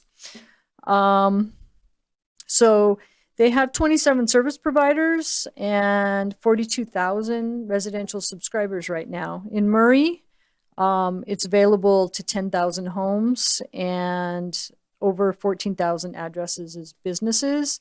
Right now, they have 3,500 subscribers residential, but a lot of the areas were just built out. We're down to a 27% take rate, but I'm sure it will go back up to 35 to 40 as they start adding people, as people decide they're tired of their current internet service providers. And this year, we did get a dividend this year in fiscal year 22. It was budgeted for 78,000 and they gave us 178,000. So they are adding connections at a huge rate in a lot of the cities, and it's doing really, really well. So that's all I have to say. It's finally, their backbone is all in, and now they're getting lots and more customers. So Yeah, they're in my condo development. yeah, a and- lot of condos. There's a big condo development over on the east side off of 6400, that one street that just goes to 13th East. There's a lot of condos over there that it looked like they are missing. So I didn't even know there were condos over there, but there are. Huh. So, and then there's some Interesting. others. I know. random. And, yeah, they've been a lot more aggressive, I think, and accommodating. So Yeah. it's been really, really helpful. Hooray. Yes. Hooray for me. All right. Any questions? Any questions? No? We'll try and Okay. catch you up this way. Thank you. No, you're great. All right. Next up, let's talk about Valley Emergency Communication Center. Hi, Doug. Hi. So if it's okay, I'm going to mix things up a little bit that's listed on the agenda, just because I think it might make sense. So the first one I'm going to start with is Utopia, because Brenda just talked about UIA. Like UIA, the board spent a couple of meetings working through the budget, and that tentative budget has been adopted and will be going to a public hearing at our next meeting, which is in June, which is this month. The other item to make you aware of is that the Chief Financial Officer for Utopia, Laurie Harvey, who had been there for several years, retired, and so they did hire a new Chief Financial Officer. It's a gentleman from that used to be the finance director up in Brigham City, so has now taken over for Laurie Harvey as the Chief Financial Officer. And then the only other item that I wanted to talk about on Utopia is a memorandum of understanding that was approved by the board for Utopia staff to work with an organization called the Rural County Representatives of California to help these rural organizations of mostly Central California implement a Utopia-like telecommunications system in California. Right now, there's no cost to Utopia or any of the member cities to do this. They will pay all of the costs. The potential, and it's really early to even be saying this, the potential is that this could be a huge revenue source for Utopia, because there are so many places in these rural areas of California that do not have telecommunications, that if Utopia does like what they're doing in other places, Idaho is the first one that comes to mind, that is a big revenue generator for Utopia, and Utopia ends up managing the network for them like they are in Idaho. This could be a big windfall for Utopia, and of course that certainly goes toward what Brenda just talked about, and that is helping to pay off the bonds and bring dividends back to the member cities. So that's what Utopia has been working on. Any questions on that one? No, thank you. All right, so now I'll shift to VEC, Valley Emergency Communication Center. Excuse me. So as you know, and as I've been reporting for the last couple of years, VEC has been trying to improve their call answering percentages, and time is really what they base it on. And at the last board meeting that I attended, VEC is now exceeded the national standard that has been adopted by the state, and during the months of March and April, they are exceeding the 90% answering time, which means that they're answering all calls in 15 seconds or less. And so April, they answered 93.52% of all calls in 15 seconds or less. So I think because of the new software that they've got, the new staffing that has been approved in the budget, and the coordination between other agencies, mostly Salt Lake City, they've been able to now reduce the time that it's taking to answer these calls, which is a good thing for all of our citizens.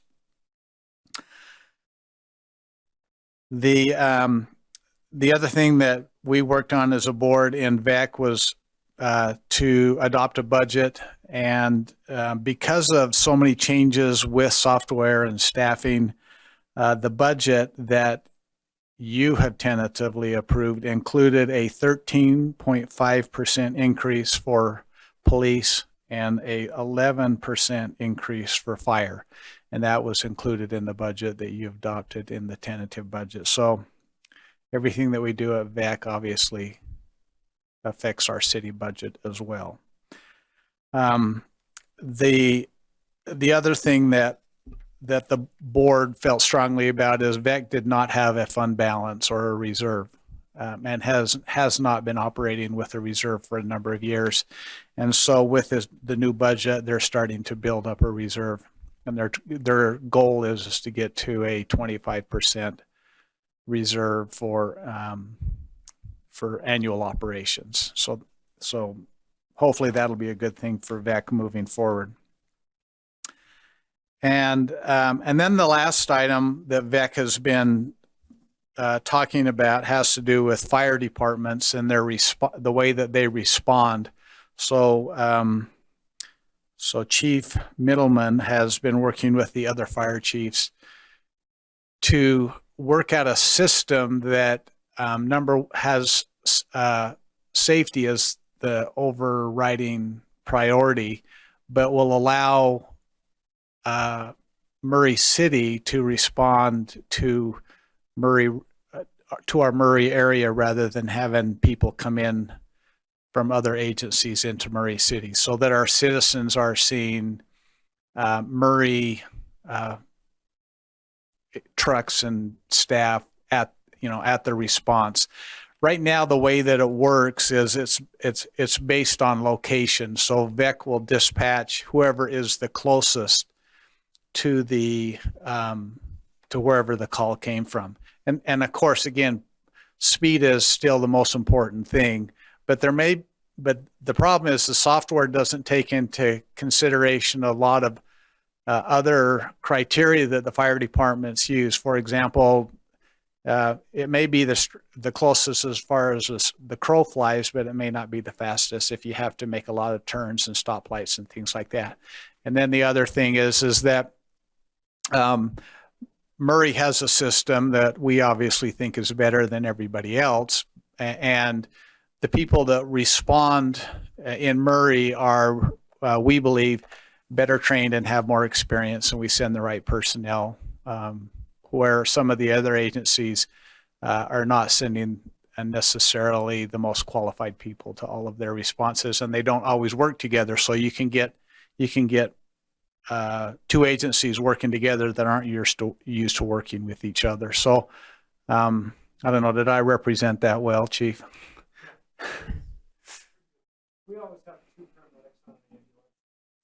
Will you come talk to the mic so they can hear you? Thank you.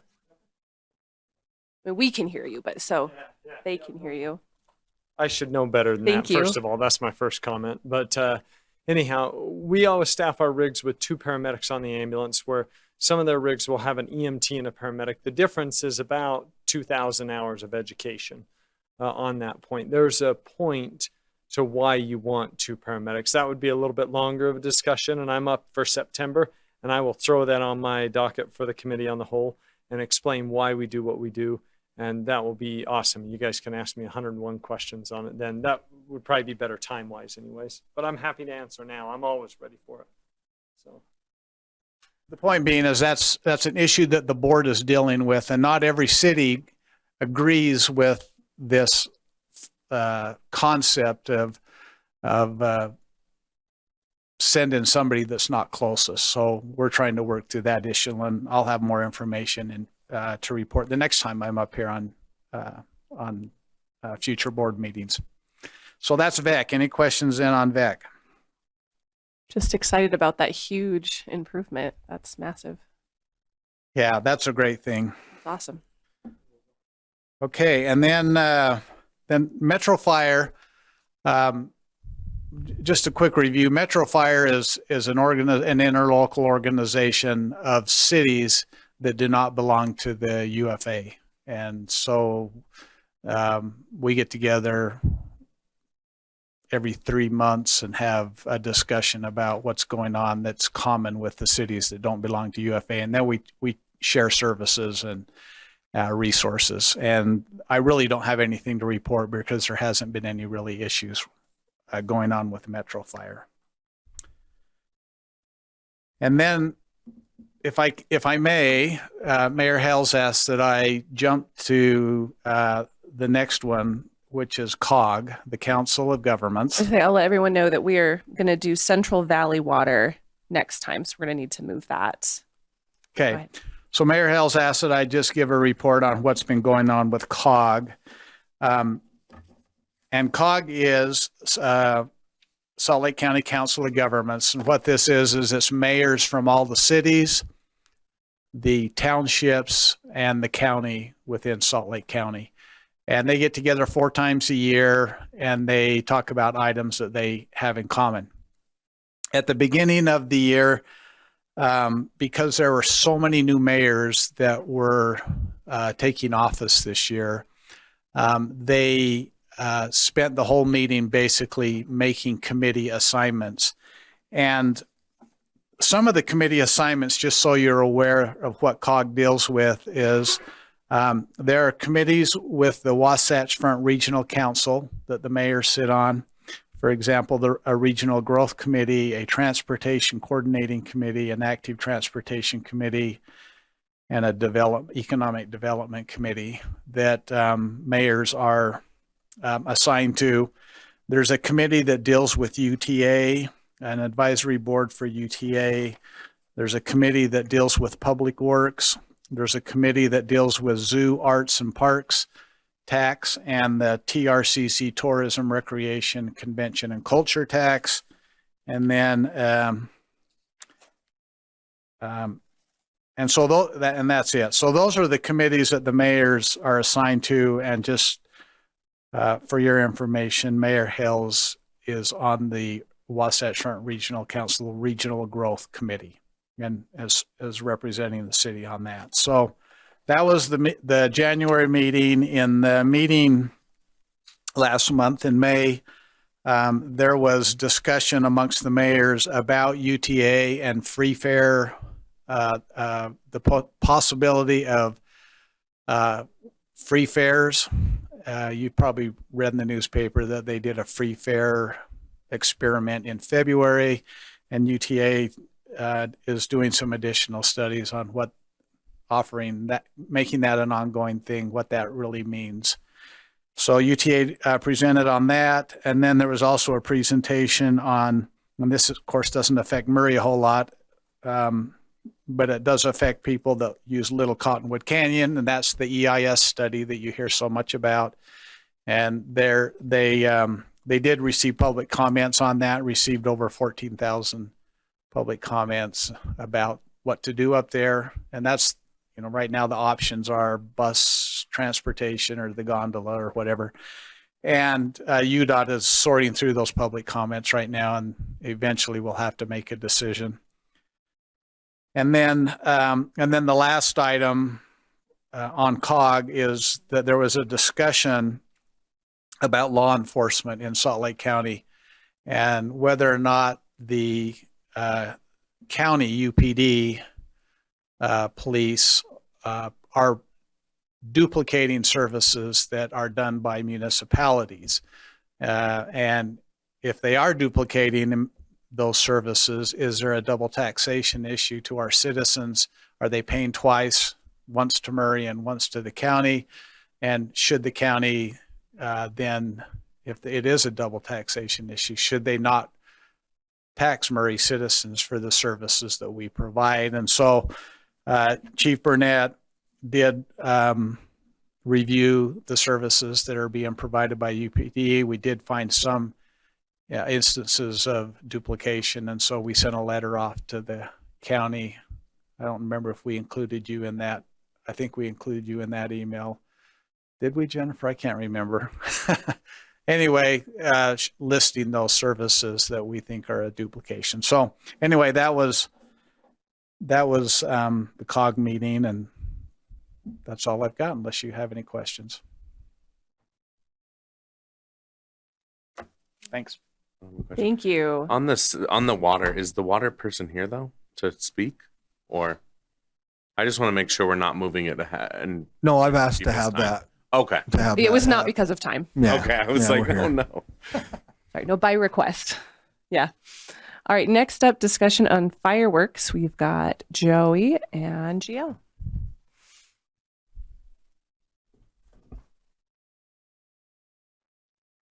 Is it okay if I bring that cord up here?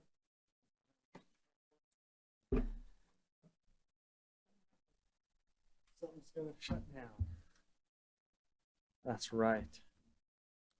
So I don't sit down when I do presentations too well, so thanks for letting me sit up here. Are you guys seeing almost? Not yet. Oh, you are. Oh, there it is.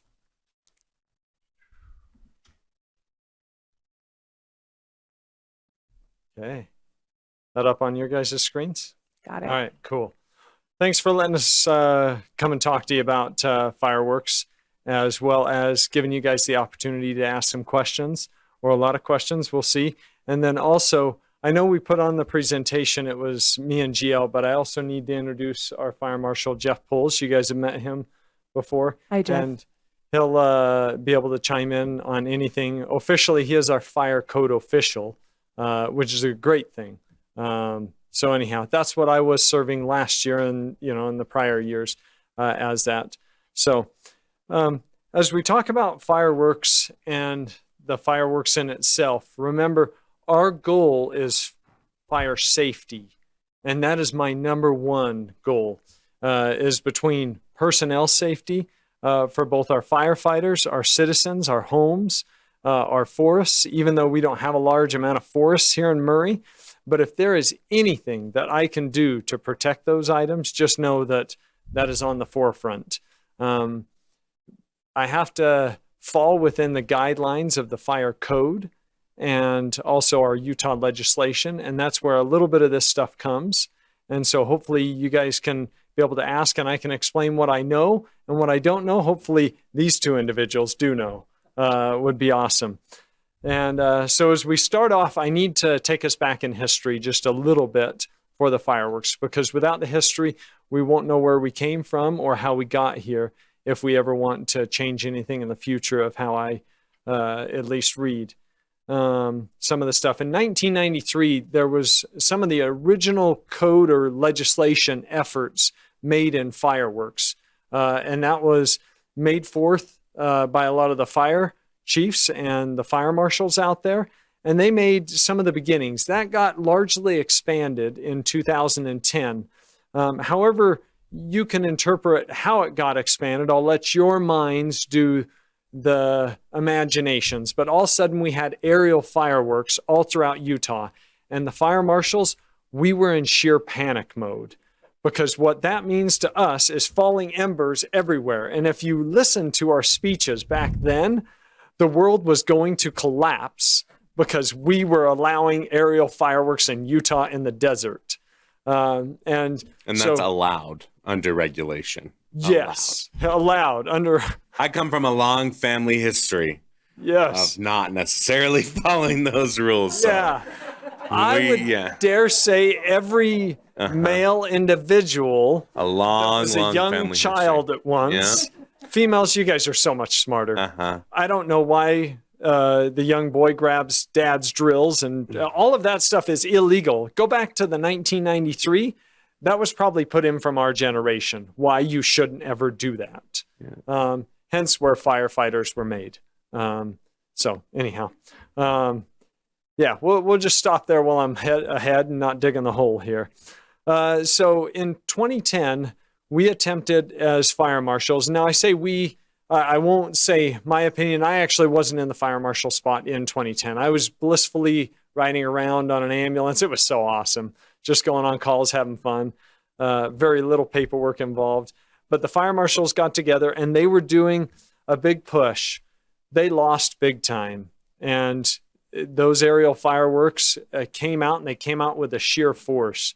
Well, in 2018, there was a little bit of discussion because you had municipalities going out and they were doing different stuff, such as KSL this morning had an amazing thing that they had posted. They said, fireworks banned in all of Elk Ridge. And that's a town that's south of Payson, up in the corner. It's up in their neighboring town is Woodland Hills, to give you an idea, but it's up in the brush. If a fire took place there, it would 100% run up. And in fact, they had a fire that came over. It was not from fireworks. It was from a prescribed burn that came up and over Spanish Fort Canyon and burned up that whole mountainside. My parents live right there, and that was a big to-do.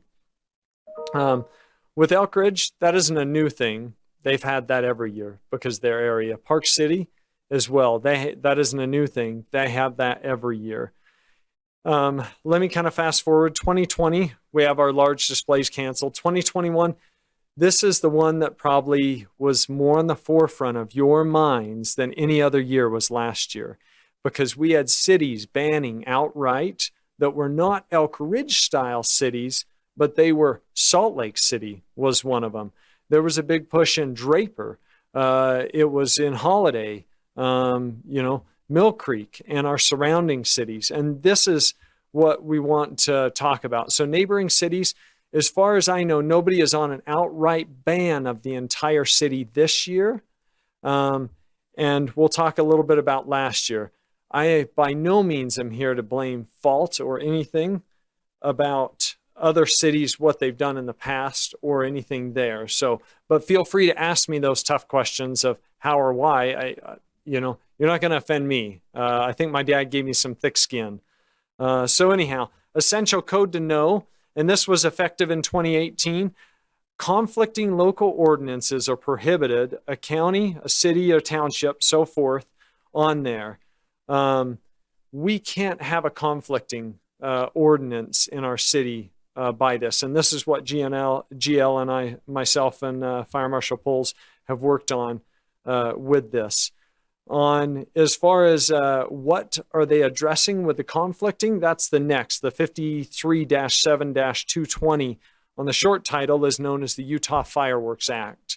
And then with that legislation, below that, I put in, if a municipal legislative body, forester or township, and we have the historical, I'm kind of paraphrasing, historical hazards, environmental conditions under subsection listed, we must post these by June 1st. Now, we have posted our restrictions already. However, I know we're late right now for this year, but I want this to be on the forefront. I wish I was in front of you guys in March or February, and we can do this again in March or February. We can get Jennifer on the appointment, so we do this every year. But I will say, not a whole lot will probably change. However, you guys are the city council. Let's talk about this part right here. So here's our Murray City Code. I'm not going to read through this. I'm going to let you guys can read through this, but this is the part that your Murray City Code came from, is this slide right here. Is the top section is the IFC, which is the International Fire Code. And it allows the fire code official, Jeff Poles, to identify the existing hazard conditions and necessitate controls of ignition sources, including fireworks. And then it goes over lighters, sky lanterns, smoking materials, and so forth. Here's the key things that we have to restrict other places. We've got to have existing or historical hazard environmental conditions that exist in a municipality. So those that we've identified so far, for sure, you could take me to court all day long on this and I could protect it for us. It is the Jordan River, the Murray Park, the Wheeler Farm. We can even throw in the areas that we don't list, but the county lists, which would be why am I drawing a blank of the golf course? McRiley Golf Course, as well as I'm drawing a blank on another section.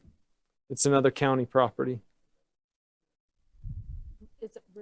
Oh, it's actually not in our city, but it borders it. It's the strip that goes right up along Vine Street. But a lot of people think that's Murray. So we've identified it on our map as a fire restricted area. It's like 13th East and Vine Street. And it says 200 feet within those. Is that all those areas, 200 feet from those? Yep. So we go out 200 feet. So say, for example, 200 feet is far and it's close. It's the same. Fireworks along Vine Street, the houses that back up to the park, there are no fireworks. the houses that go across, now you can argue, all right, you got to count all of their property depending upon it. And then now we start to have some citizens that are like, it's 197 feet. Can I light them in my backyard? But we don't want people lighting them in the backyard, if you understand, because that's next to their neighbor's house back there. At least the street, we don't want them on the street either. That just happens to be where people light them. The good thing is it doesn't land on their house. It's just polluting our streets. So however you take that. For that, Yeah. I've seen the clear signs along the parkway. Yep. But I live 3 houses from the parkway. So all my neighbors who are right on it right there, are they notified specifically? I'm not saying they don't know they're not allowed to do them, but like, I feel like it's not 200 feet. And if I looked at the signs, I would think I can't do them on the parkway, but I could do them on my private property. Is there a way we let them know beyond them having to go to that map? So yes and no on that. So there's some ways, such as, it's kind of towards the end of my slide, but I love so keep asking these. Don't feel like you got to wait. So we're going to notify in really 6 different areas that I'll cover, but one of them is signage. So you notice the signs there. The other ones are patrols. And then I'll probably cover a little bit more, but I'm going to cover those 2 right now. So signs and patrols are kind of the key things. So we're only allowed to light fireworks 3 days before and 1 day after. So from July 1st, am I doing my math right, to July 5th is when you can light fireworks, on the 22nd to the 25th on the 4th of July. And then not a whole lot of people are doing them on New Year's, but you can do them on New Year's Eve as well. All right. That's the time. Now I'll tell you, that's the time when we get wild, because it's the safest time to light fireworks off. I totally So agree. we don't do many for the 4th because it's scary. The grass is brown, but New Year's. So I Come should to the reiterate, Harakasi residents. It's I don't wild. even pay attention to fireworks on the 31st. Maybe I should. You guys can correct me. And Joey, I want you out there, and we will get people out there. But there are no fires happening from fireworks. Knock on wood, because I don't know if you guys recognize, sometimes we're in a dry climate. I don't know. It's something to maybe think about. Okay, so 1.1.2 says within 200 feet of waterways, trails, canyons, and washes. Yep. What about the Murray Canal Trail? And I bring this up every year. Thank you. So if we want to do this, I so wish we would have talked before. I don't have a I brought it up last year. I brought it up the year before. I brought it up. Let's get this done then. We can Makes no adopt sense. it for this current firework year. However, we can enforce on that Jordan Canal by the legislation with a little bit more wherewithal, but we can get this going. I don't have a history of fires there, but it does fall within a waterway. Right. And so we can adopt that right up along. We're only enforcing on our half because a lot of that borders up Taylorsville. But No, Murray. The Murray. Okay, yeah, I'm the thinking Murray the Canal Jordan The Trail. West Canal, The the Murray. East Canal. The canal trail by Okay. Wheeler, it goes into Wheeler So Farm. let's actually throw both of those in there. Yeah, do 'em all. I've done Let's it do for it. years, and Yeah. they keep telling me we have no history, therefore we can't do anything. So I don't have any history on fires there. It's not a large, but if you guys, But it meets that criteria, so it just No, makes. the criteria is it's a hazardous condition, and the hazardous, historically means we have to have proof of fires 2 of the last 5 years before you can prohibit it. Yeah, that's the idea behind this. That's the overriding regulation. You need a fire before you can prevent them. You've got to have a fire before you Okay, can prevent I know you didn't write it. it. That's right. I'm just gonna glare anyway, though. And this is again, this is up to the fire code official to inform the council if there is such a condition. Then you move forward with the prohibition. so sorry, I started to mislead you there. I But thought I if was it gonna says, restrict some it more. does say Why? existing hazardous. Does existing mean a fire had to occur, or does existing No. mean it's dead grass all over the place and they've So identified Existing means the fire code official says in his official capacity, he So he can- believes that Okay. And actually, currently, I'm recalling a little bit more. We had looked when we originally made the Murray City Code on the Little Cottonwood Creek and Big Cottonwood Creek, and along those areas are the same story. I should have recognized that. That's my bad. So, because I can't restrict those houses that are right along those creeks either because there's no history of it. So I get a little excited when you say, hey, we can restrict that area. I'm like, what canal are you talking about? But yes. But it sounds like we can if he identifies it as a risk area. So yeah, we can. So it depends on what he considers a risk area. So What it looks like. yeah, It's not a risk area. calls. It's a hazardous environmental condition. yes, Yeah. So Yep. if he identifies it, then it can be. okay. So some of those areas we can kind of identify that we have large growth of dry areas, and then we can relook at that and we can go through.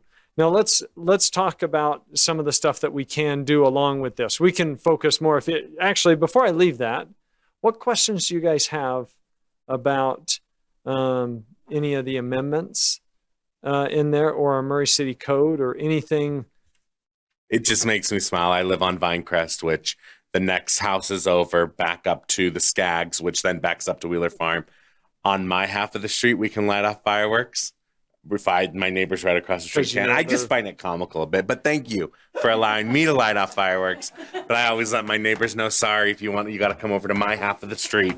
So that whole thing is very interesting when you look at it. It would seem like a whole street would be based on a street, not based on necessarily a property. Yeah, it's very interesting. I'll ask a question on code.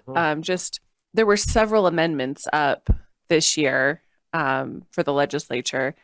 And it's so hard having the legislative session in the winter, right? Because there's just not that political will in the winter to do anything about it.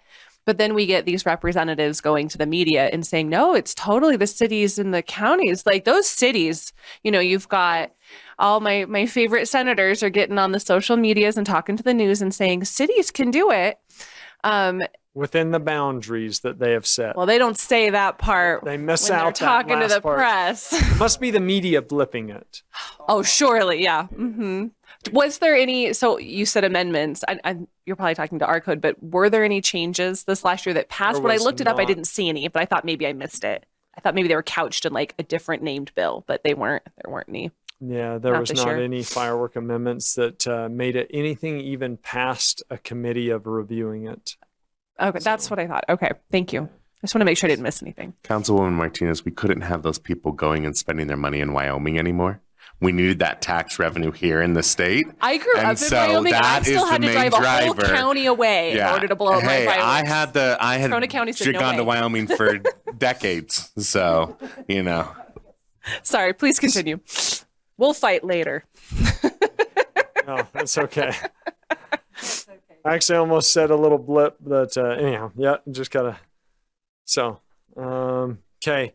So things that we are doing that you guys should recognize, and then I assume you guys will want to continue for having us support weed abatement requirements. So we get out there with our weed abatement folks, as well as our code enforcement officials, which are not weed abatement, and we go out before the 4th and we say, will you please mow down your field? Will you please cut down that dry grass? And what that does is it's a preventative measure. We push out, unfortunately, a lot of our properties with some of these struggles are not citizen owned. So since this is a recorded meeting, and I also maybe have some other political officials that could be watching this out there, if you're a part of any city organization, including Murray City, we do a really good job with ours, by the way. Thanks, Danny and Kim, for taking care of ours. But that includes anything from transportation to water, public right-of-ways. You got to mow down your dry grass, man. The one down on Bullion, the Rocky Mountain Power Line, Uh-huh. are they sent notices? Because that is weeds. They are by the state fire marshal. Okay. Is who would govern right there. But we communicate with them and then have that. The good thing is we don't quite have the same hazard that California has with the power lines going through we do, just not in Murray City. So some of their big fires are a little bit different with their power lines going through. And let's just hope that we don't have any of those issues, because that's a whole nother set of issues with our mountains. So next one is education through social media and neighborhood visits. I don't know whether they're going to choose to, and Fire Marshal Poles is in charge of this, along with our Deputy Fire Marshal Steve Roberson, is over there. But whether they use the same goofy video that I had made last year or whether they make their own goofy video, but usually we talk about fires and we talk about mowing down the grass. And then we know people are going to have fireworks out there. The fire chief's message, they are using the same one for last year, which is please just don't do fireworks. The fire marshal's message is, you're probably not going to listen to anything that we say, but at least get a hose, get a bucket, don't put them in your garbage. And I may or may not have done my own neighbor's fire in his black trash can last year. No. And, And it put it happens regardless of the time of the year. Uh-huh. We all went to bed on New Year's. Just And stop my there, neighbor Gary. comes Just marching remember, this is across the recorded. street Just stop with there. her phone and showed me the video of when our fireworks that I thought we'd put out and bundled up all on the side of went up, and it was like 10-foot flames. Had someone been out there? I mean, we went out the next morning. It was just Ash, and I was like, honey, who stole our firework boxes? This is so weird. And our neighbor comes on, and she's like, actually, you had a major fire. So we're very cognizant. We water them all down and everything, but obviously. Just for the record, I just need to clarify your name is Councilman Dale Cox. Correct. No, Strike that. strike that. Oh, Oh, no. Sorry, I had to throw a little funny in there. I was going to say you're representing Mayor Brett Hales that was in the county. And then I thought, no, he's too close to me here. He might.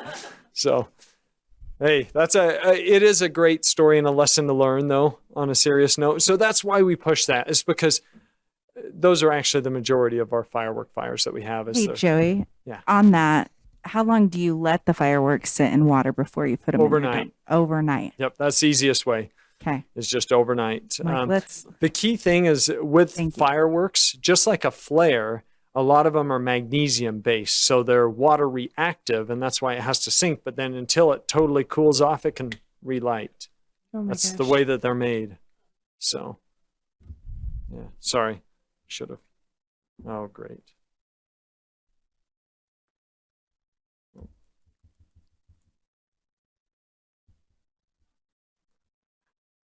Now I'm laughing. So For weed look at abatement, that. I was thinking Second time. Chief, for weed abatement, I was thinking maybe you should start the Murray City like goat brigade or something where we just lend out animals to go eat people's weeds. Just remember, I'm from Joey's Payson. face. It's probably not that far. No, I love it. Next one is our signage on restricted areas. So they'll be along the Jordan River all throughout. It's not enforceable up along the Murray until we get that into code. But we can put along that signage because we can sign anywhere we want in the city. And that is to go to the map with that county website and the Murray City website. And then we also, the key thing is to have PD and fire crews on those nights all be aware, because it's not like these guys go out and they're tested on these legislative bodies. And so we do a little educational base to let our crews know, hey, if you're out there, be kind to our citizens. We do love them. And a lot of them are trying to have just fun and an enjoyable night, but we want it to be safe. And that's the key thing. So we realize a pound of sugar goes a lot further than a pound of sand. And that is definitely well received by so many of our citizens that were out there. I was out there on the streets last year talking with different folks, and they were grateful that we were out there. A lot of them actually heeded some of the guidance that we gave them. Hey, where's your water hose out? Like, you want to be a firefighter. I know you do. So let's just get your hose out and don't allow my fire guys to come and do their job. So, yeah. Quick question. Yep. Oh, yeah. Perfect. Yep. Have we had any instances with fire on 4th of July or? That's a great question. Only small weed fires. We've actually never had a house fire that's been lit up, to my knowledge and my research on our current database, because I looked that up, and never have we had a house fire that has started anything more than a gutter fire that's been quickly suppressed. It has not like a whole attic on fire from it or anything. Knock on wood. Yeah. Because I'd like this year to not be that year either. So mainly, though, I will say it's because people are out and about, and that's a good thing. And I encourage the citizens, especially on this holiday, because of what we're facing with everything, is to go look at some of the events where there will be large firework displays. they have certain safety things that they put in place, and they tend to be cooler than what you can do yourself, to be honest. It may not be as fun as lighting off your own artillery shells, but save that for New Year's as much as you can, because it is a safer time to do that if you absolutely have to. Like, I have the firework bug every year. I have to. So, but I would encourage people to really think about that. The big fireworks displays are really, really nice to go to and see at a park or different things like that. And I will go back to the last question just once, because we did have a larger weed grass fire last year up by the sports mall behind. That one did get carried away as far as pretty quickly, but the fire crews were there, and I was who investigated that fire, and it was from little bottle rockets that were being shot off from a neighboring commercial property and then landed in that grass field. And but those, my first response is, no, that isn't a major fire. It is a major fire to our citizens. So I should reiterate, that is a major fire, but it's not the same thing as a house fire. A house fire puts people out of homes. So long as you're watering your trees up by your house, typically they will not light on fire. So that's a good thing to keep those trees if they're dead and dry, cut them down. They're like a dry weed. So. That's true. Last question, the fire that happened on 9th East in the trailer parks, did we send any crews to that? We did. We actually sent 2 different crews up there. And if I were to compliment our crews on that same note, they knocked it out of the park with getting the hydrants for those guys and going in, because other folks did not have the same GIS system that we have, and they didn't know where the hydrants were. And our guys, again, knocked it out of the park. So I know that's a part of Unified, right? And it Unified I only know that it happened because Lincoln was getting out of school. And so we were all like, what's that plume of smoke? Yep. And it went out pretty fast. The turnaround, I'm sure, was super fast, but not, unfortunately, to the citizens. Yeah. I don't want to cause anybody stress about where or how they live or anything, but there are certain buildings that are more combustible than others and have less firewalls built in, and mobile homes are unfortunately one of those areas that they have a tendency to have a little bit more of a breeze, and they don't have the same requirements that a residential home has, and they are smaller, so they do go up pretty quick. Yeah. So I had 2 real quick things. Jill, what is the fine if someone's found violating these, or what happens if you're found violating? And then I have one last. If you look on our ordinance, I believe it's a class. Let's see. Oh, this is from the state law. It's a infraction, or a class B. An infraction is up to $1,000 for this. It's usually not $1,000, but the legislature allowed us to go up to $1,000 on an infraction, or class B, which is similar. Okay. And we could have a class C if they were illegal explosives. Okay. So like an M80, for example, would be illegal. Or this is a part that I was avoiding. It's really hard to prosecute a lot of these, which is why in my history of being in the fire service, I've never heard of any fire marshal being able to prosecute now that aerials are arrived. The difference between one that's crossed the border and one that's approved in Utah. They don't have their sticker on them. Yeah. The last thing I just wanted to say, because I don't think we haven't met since, is the pancake breakfast that you all held was fantastic, and wanted just to shout out to all of your team for the great job that everyone did. It was a great time to meet everyone, see the beautiful firehouse that you all have, and I think Rosalba and I'll convince the rest of the council, but we'd love to come and but cook you all dinner sometime, because I think it'd be a lot of fun to come down and meet you guys. So your people, excuse me. Thank you. Oh, please. Thank you guys. I am going to ask another question. Sorry. I was waiting for all the fun stuff, because I'm not as much fun as Gary. But I asked my kids, my day job is health and safety. I can, tell you how many kids are injured in all sorts of different injuries off memory, nationally and statewide.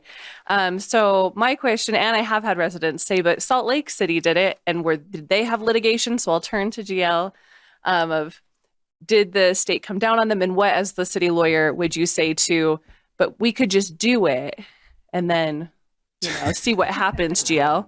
No, so I can't speak to Salt Lake City, what has happened up there. In your packet, you have the state law with highlighted section. So that is the limit of our regulatory authority. How Salt Lake construed that, I can't speak to that. But that's what, in fact, that's what we've put into our ordinance. And if, the state representatives, want us to have local control, they have to do that via state code. They have to rewrite state code to give us that authority. That's right. Okay. Yep. All Yeah, right. I have one thing to add to that. As a fire marshals group, I was the first vice in our fire marshals group in the state. We were actually approached and then told by the fireworks company, if you guys join together, you will see a lawsuit because you are affecting our bottom dollar. And that's a local business, not here in Murray, but in this valley, that actually owns one of the largest fireworks displays out there. And so that was told by us. So I don't know if that helps. Thank you. I just Did had that to ask. happen? Feel better now. I think they backed off of it as far as I know. I mean, were they sued? I think it was. I think they backed off because it wasn't a blatant, there Yeah, were because still. Mill Creek Mhm. and Holiday and Salt Lake.